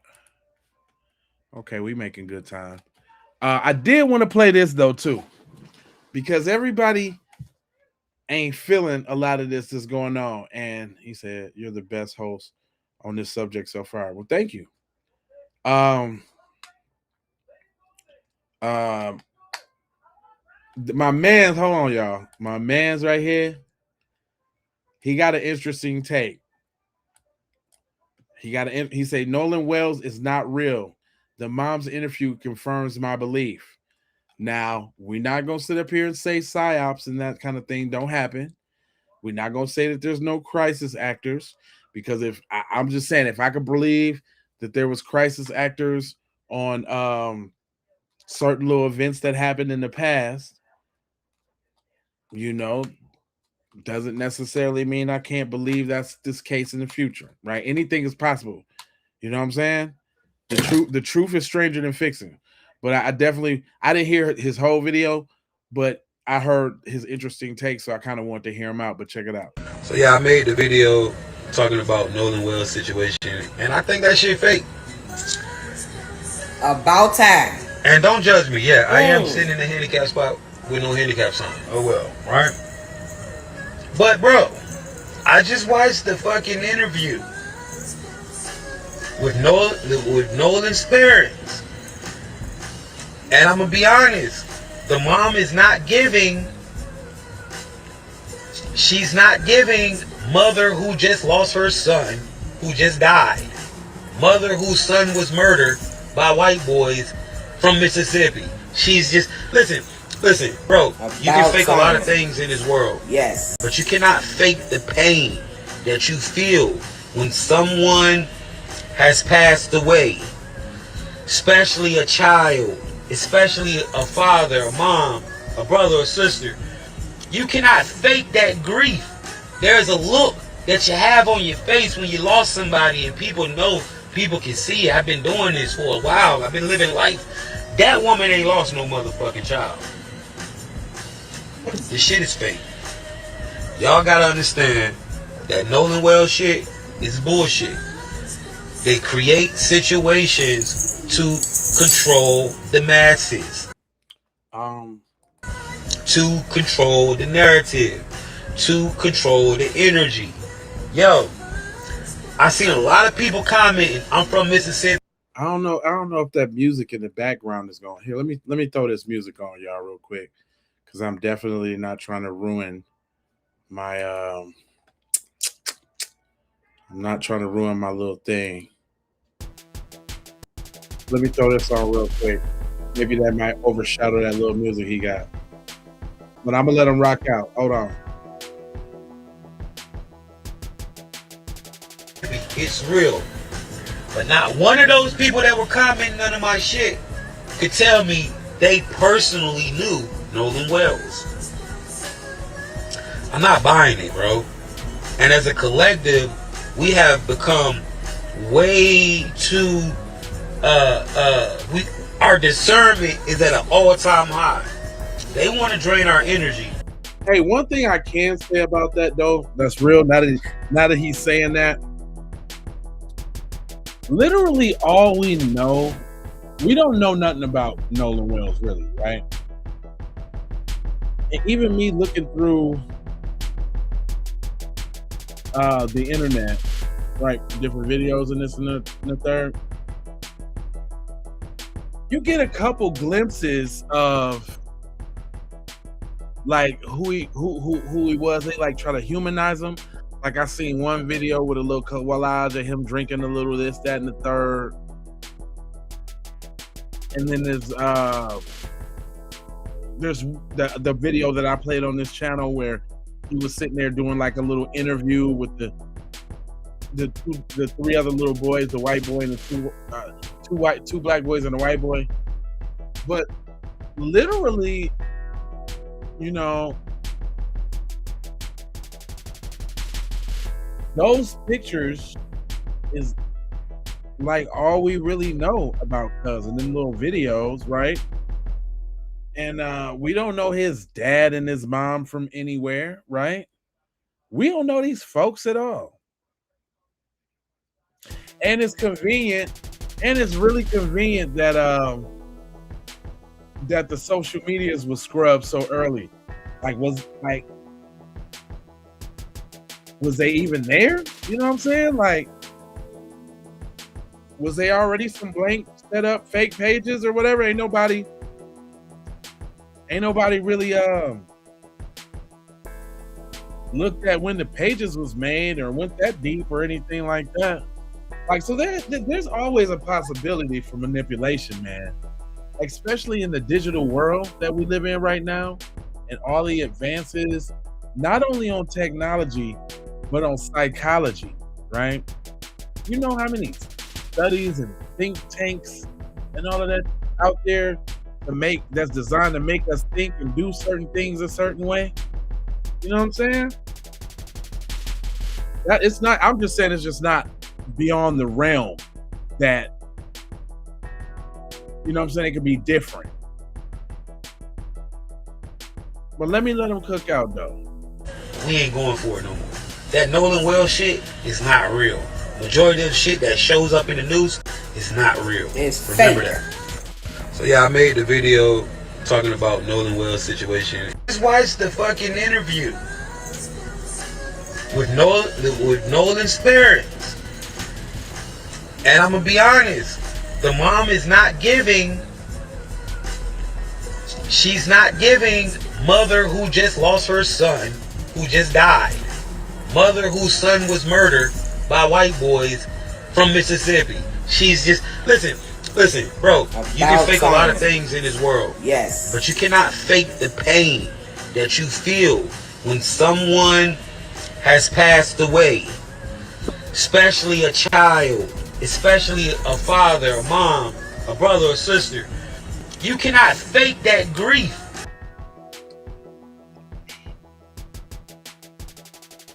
Yeah, I mean, I don't know, man. I don't know how I would be day 8, day 6, 7, 8. Would I be, ready to go do a press run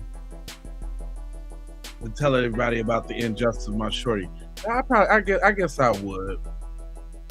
I don't think profuse crying and those kind of things is any indication or lack thereof of how, you know what I'm saying? I don't think that got any bearing on that. I don't know. Y'all can tell me if you're wrong, but I don't know. I'm gonna let them rock out. I don't think that got no bearing on that. There's a look that you have on your face when you lost somebody, and people know, people can see. I've been doing this for a while. I've been living life. That woman ain't lost no motherfucking child. This shit is fake. Y'all gotta understand that Nolan Wells shit is bullshit. They create situations to control the masses, to control the narrative, to control the energy. Yo, I seen a lot of people commenting, I'm from Mississippi, it's real. But not one of those people that were commenting under my shit could tell me they personally knew Nolan Wells. And with that being said, right, it ain't like cell phones just came out. It would even almost be safe to say everybody in school has a cell phone.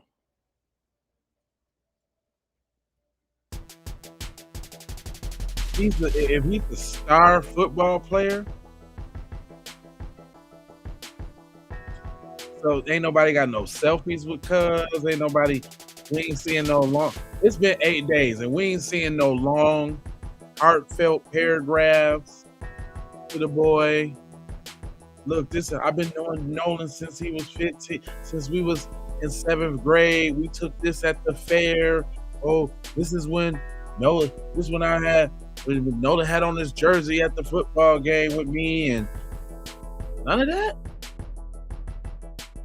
Ain't no think pieces with Nolan's yearbook picture and the club, none of his teammates came out because they did allude to the fact that he was some awesome athlete that had something very special going on Monday. Where them teammates at? I know them wasn't the teammates, was it? Was the white dudes the teammates? And if so, that ain't the whole team.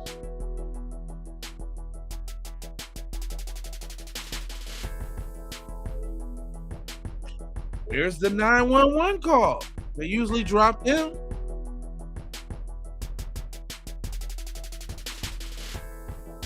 I know, man, when you begin to ask some real questions, you be like, well, wait a minute.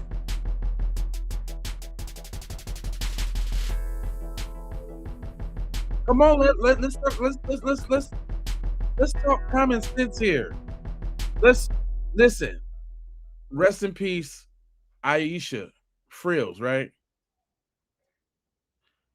we was all out partying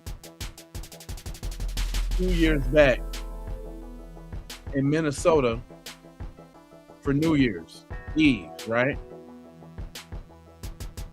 I had just seen Shorty at the bar.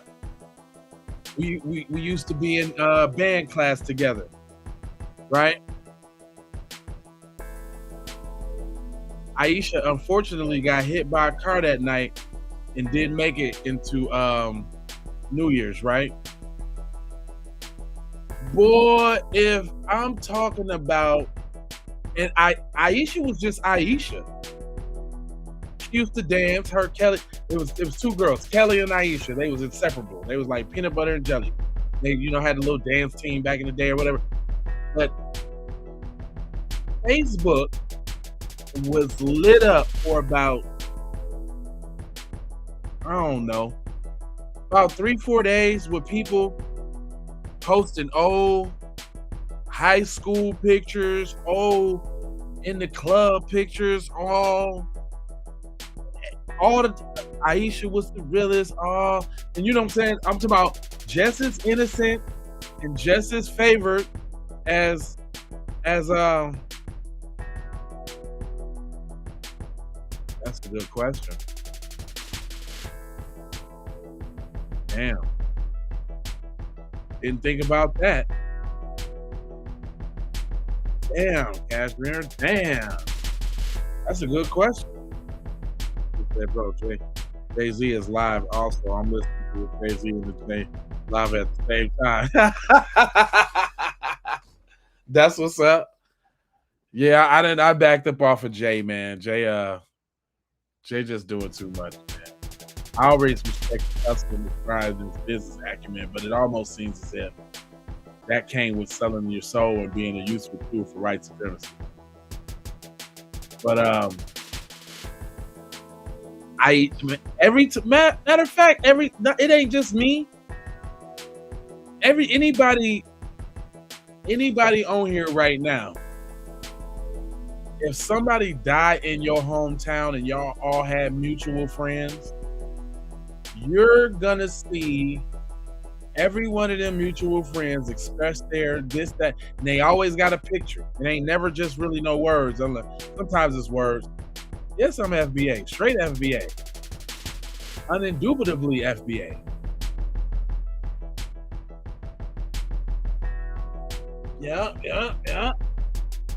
My daddy from Mississippi, Memphis, and my mama is from Chicago. Well, my grandmama, her mama, is from Macon, Georgia, and my daddy and them from like Below, Mississippi, somewhere around there.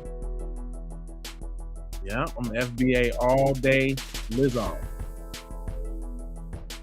But him and Mary, thing like that. Yeah, that's you know what? We are able to separate the music from the person for sure. I definitely, because Busta Rhymes is a buster, but there's a few songs on my Spotify I listen to. Like, there's one KRS song that I listen to. I listen to it. I get you. Hey, you know what? This beat bang, man. I should have been put this beat out. See, look, this is the only reason I'm able to listen to this beat, because it's a beat that I haven't published or put out. But if it was copyrighted, best believe that'd be on my neck piece. Let's see, I'm gonna try to. Not at all. Nah. I like hella cooch. Hella cooch.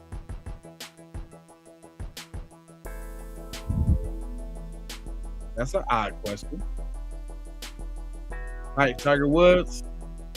Ooh, Camelasian. The Camelasian. I used to love Tiger Woods, fam. Like the video game. Like, I'm not really a big sports dude because I was in band and school and shit. But Tiger Woods is my favorite sports game. Tiger Woods is my joint. I played Madden 08 that year. That's about it. I never played 2K or nothing like that.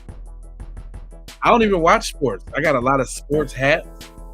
And people out, you know how people be, especially white people, they be trying to get in close. Well, so what are you, a Phillies fan? Nah. I just like the color. Yeah, what would give you that indication? What would make you think that? Why would you think? Wait, ain't no moisture over here. What are you talking about? Nah, I'm just saying, what is about me, nigga? Where you get that from? Yeah. I did. It's a valid question. Yeah. That's pretty odd. That's a super odd question. Yeah. Trying to put me in the bussy category. I mean, what you talking about?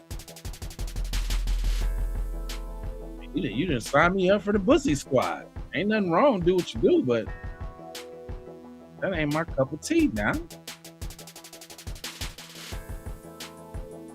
That ain't it. You know what? I was gonna be super petty on this episode too, because I was finna go in with on the Asians, because everybody's saying the same thing too. Like, it's a couple people on the Asian on the what's up with the Asian kid. I just watched a video. This guy was asking, what was the Asian community? Did the Asian community come out and fight for Nolan Wells? He said that Nolan Wells' mother is Asian. I noticed that she was another ethnicity. I said that. But some of these people, and I noticed his daddy is black, they want their children to go to white schools, hang around all white people. You know, feel like they too much to be hanging around black children. But when shit like this happen, what they do? Who come out and fight for them? Right. The black community. The same people that you don't want your children to grow up, be around, be friends with.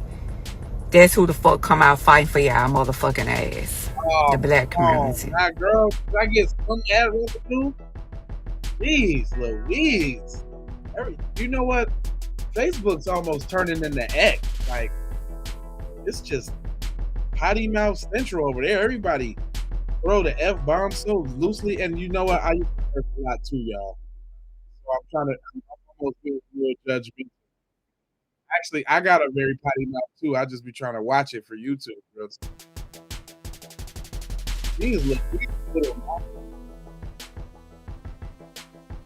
Can I get to the calm down?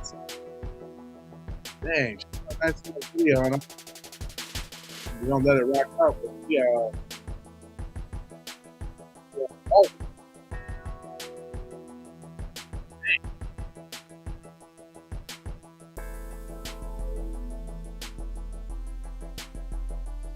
Hold on, let me get this. Let me pull up the other joint. You just ruined it. Yeah, you know what? I mean, real people can see, Cash.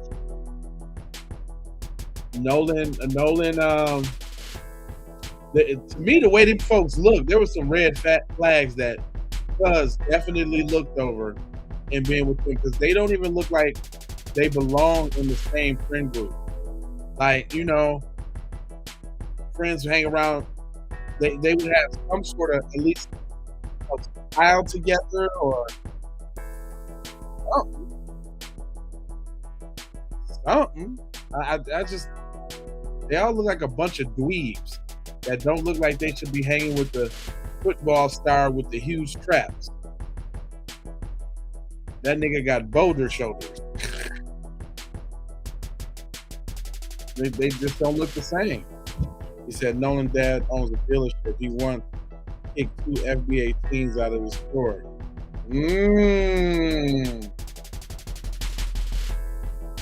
I mean, looking at him, and from what happened to his son, and from the way he answered that question when they asked him, was it all about race? He was super duper reluctant to answer that. He tiptoed and tiptoed around that. And we all know how Tethers try to cozy up. So hold on, let's look his dad up. What's his name? His name is Elmo what? Let's fact check that. You know, you got his last name?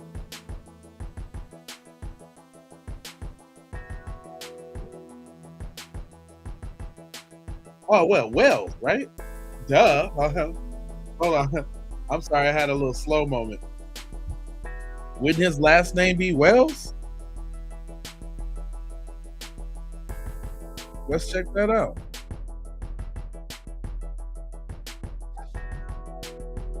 Elmo Wells,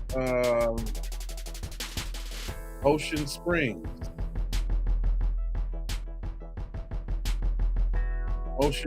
Mississippi.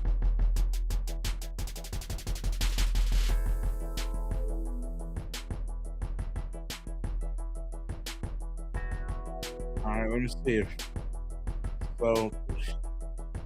Now that's strange. Let me see, let me put his name in cards.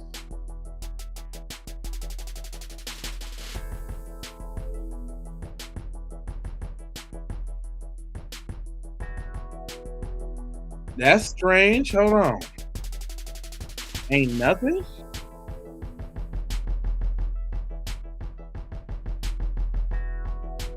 Nolan Wells' parents.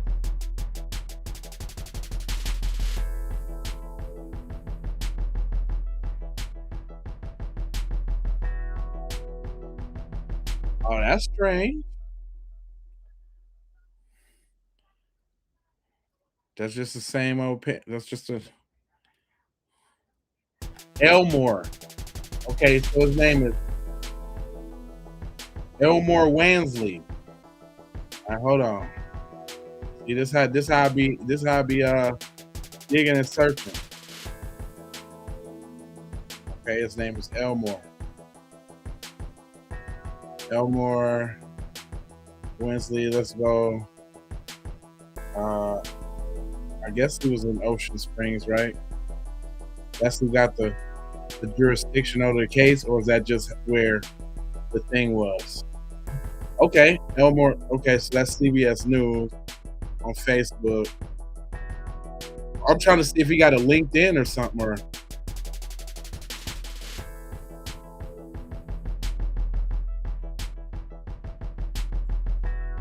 nope. All it is Elmore Wells, Elmore Wansley. Hold on, what's Wansley? Look, this one's spelled differently. Okay, hold on, there's some inconsistencies here. Because one is spelled with the W-O, but the article had it as W-A. It says also known as Elmore Wansley, Elmore J. Wansley Sr., James Wansley, Wansley James, Elmore James Wansley Jr. Why you got so many aliases? Elmore James Wansley Sr., Elmore Wansley Sr., Wansley Elmore, Elmore J. Hawkins Jr., Elmore J. Wansley. Hold on, here go the house. Let's look at the house. Let's street view the house. Let's check out the crib. Let's see. This is in Ocean Springs. They said they was in an affluent neighborhood. Let's check out what their crib look like. Do they got a crib? Let's see that. Hold on real quick. Yeah, we're gonna do the research. Let's just check it out. Okay. So this is Nolan in them crib.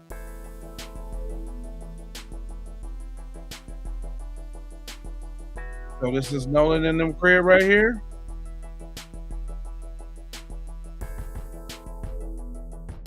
On this road right here.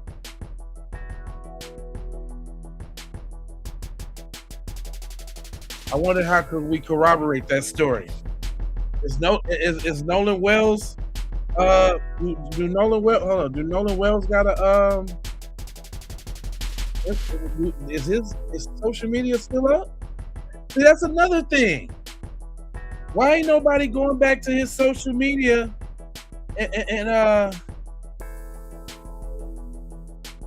and putting like, that's what I'm saying. Like, there should be stuff out there.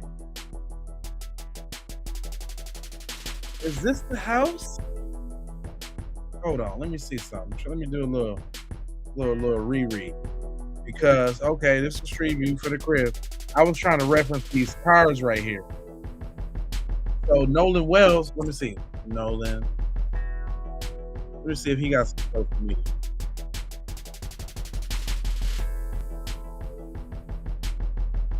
Let me just do a little quick search. Does Nolan Wells he got social media too, though? Don't he got a Facebook? Is his Facebook gone? He ain't got no Facebook? Yeah, because this is all just coming up with news stories and all that. Hold on, let me go. Nolan Wells Facebook. No, he got a Facebook. I thought everybody had a Facebook.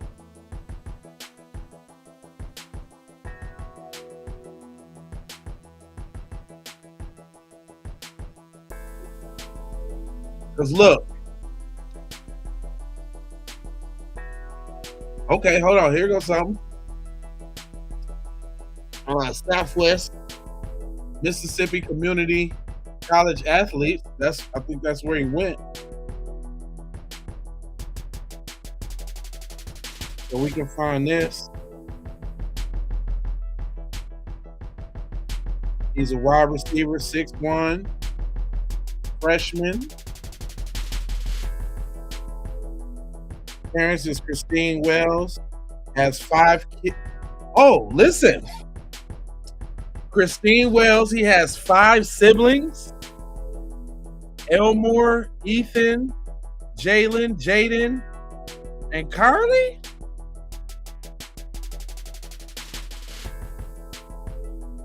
Carly majoring in business. So hey, she ain't said nothing about her little brother yet? Huh? We ain't heard from the family? Or did they tell him to be quiet because of the investigation? Huh? Well, let me move that so y'all can see that. If y'all see right under there, it say his mom, but it don't say his dad. That's strange. Is that his stepdad?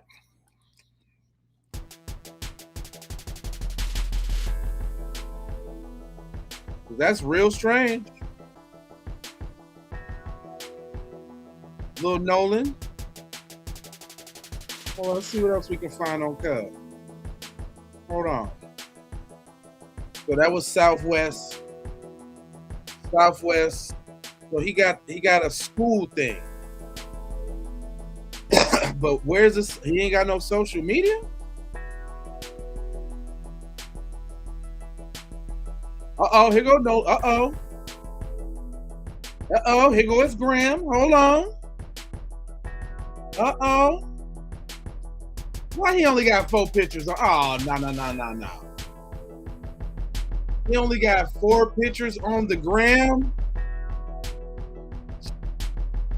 Wait a minute. Check his status. So hold up, but no, if he got a gram, then he more than likely got a Facebook too there.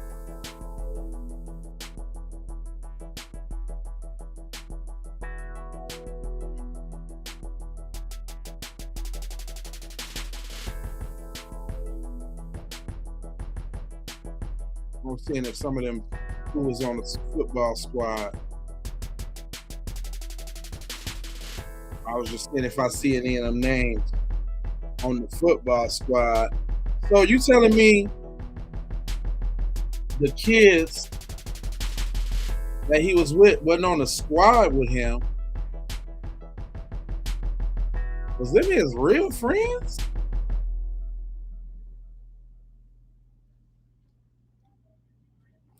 I don't even see Nolan on here either.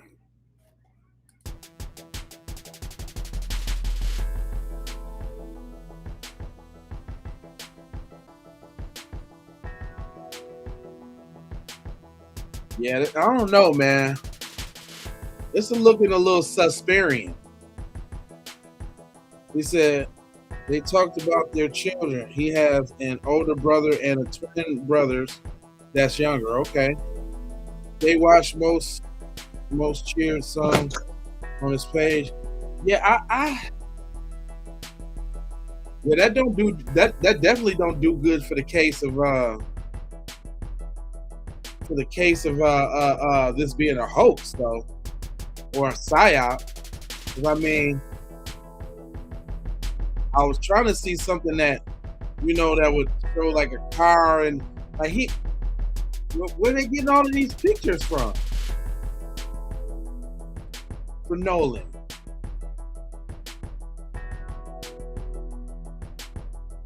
That's supposed to be their crib.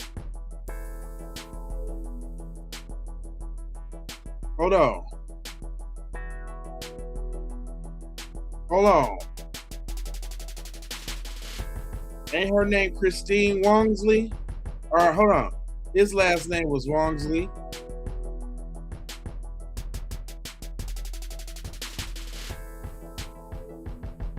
Oh.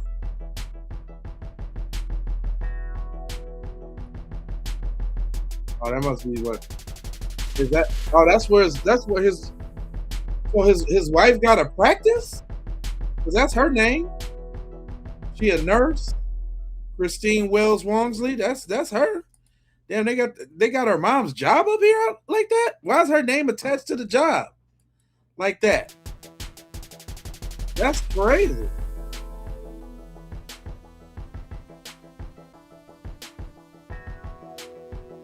That's crazy. Why would that be like that?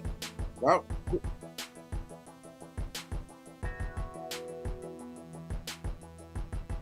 And so yeah, look. Oh yeah, look. He worked right, not too far away from the job. Okay, over there by the water, because they're no, that's Deer Island. Where's Horn Island? Hold on, real quick. Okay, so this is Horn Island.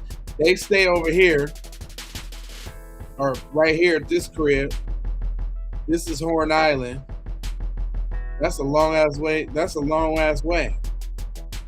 So they had to drive back out to the island and toss the thing out, because they said it was on the north end of the island, which is up this way. So I would assume they was parked down this way.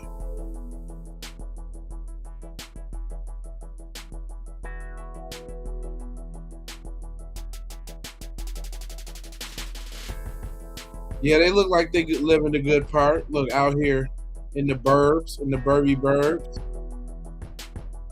And what you want to bet that them boys over here in the Golf Park Estates, because they had a boat, so they was probably close to the marina.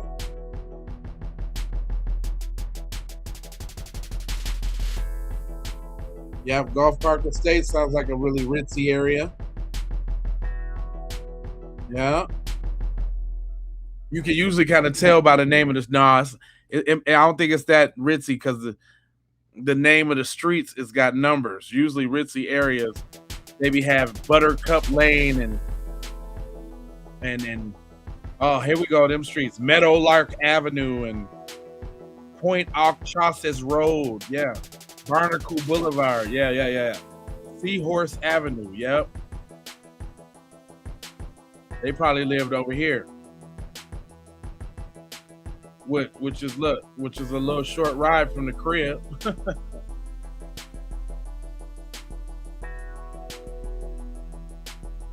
No picture of Kavion? I don't know. Hold on.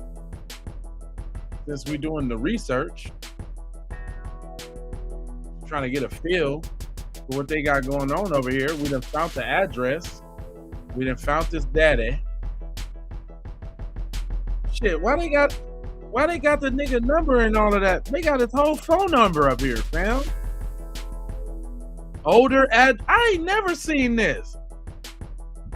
That's how they do it in the phone book? So you telling me we can call his dad up right now?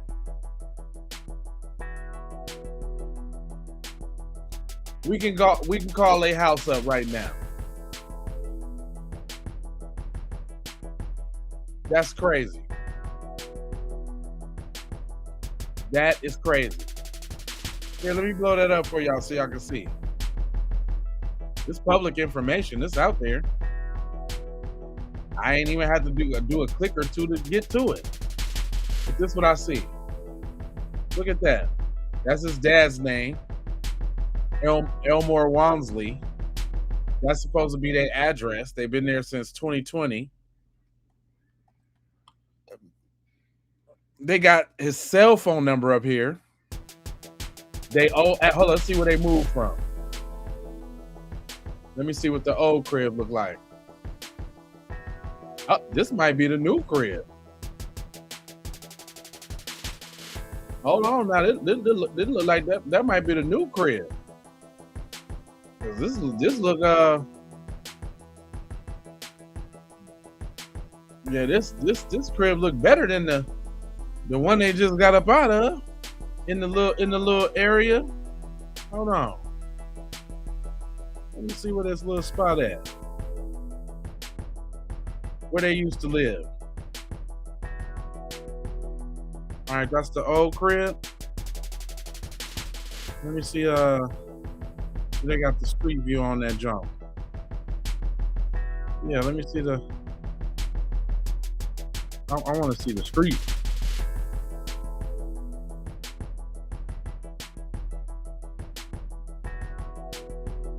Hold on, why won't give me the.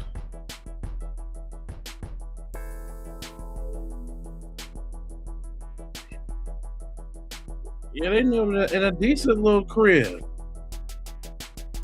I can't get to the street view though, y'all. I want to see the street view.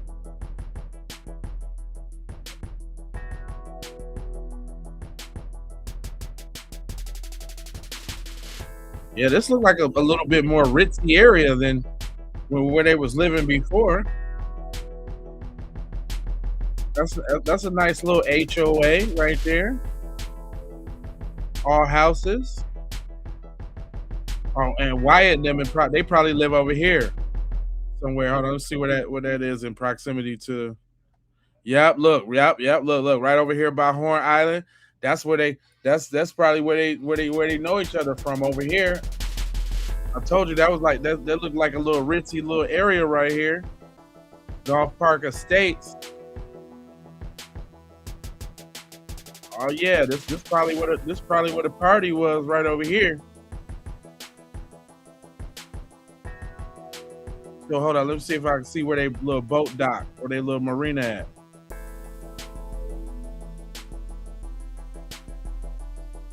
Where they hold their little boats at. Because the thing is right there. The Horn Island, this the Horn Island right here. So they probably, look. The bay go all the way up in there. Yup. I said that. This is where they live over here. I'm telling you. Because the bay go over there. That's where they was easy to access the boat to get it back to the crib to be cleaning it out at yay in the morning. So they got to be over here. Look, the bay go through there for a long way too. All of these little houses along the route, look, they all got access to the bay. Look, they all got their little access to the bay. Look, little mini marina right here. You know what I'm saying? Probably where they geared up to go out there to the lake. So they had to come from potentially all the way over here, out through here, right? To get all the way down here to Horn Island. And if y'all see, the island is bare as hell. There ain't no trees in it. He was supposed to be found, they said, on the northern tip of the island over this way.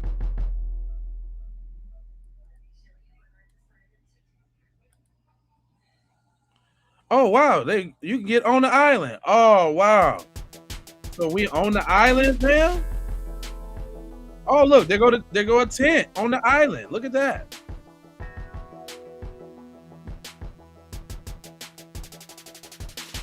There go another tent on the island. Look, there go some boats.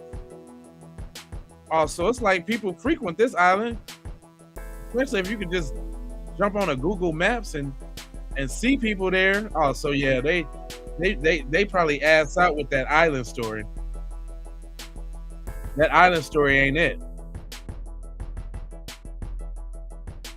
Nah, buddy, that ain't it. Is that the only one that had a little dot on the island?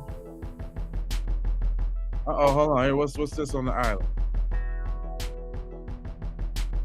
Golf Island Wilderness? What is that? They say this whole little island is like, it looks small. They said it's about like 10 miles long, which is, I mean, relatively not that big, but then they got these other little islands. This one's even smaller right here. Look, that's kind of dope. But ain't nothing on these islands though. Wow.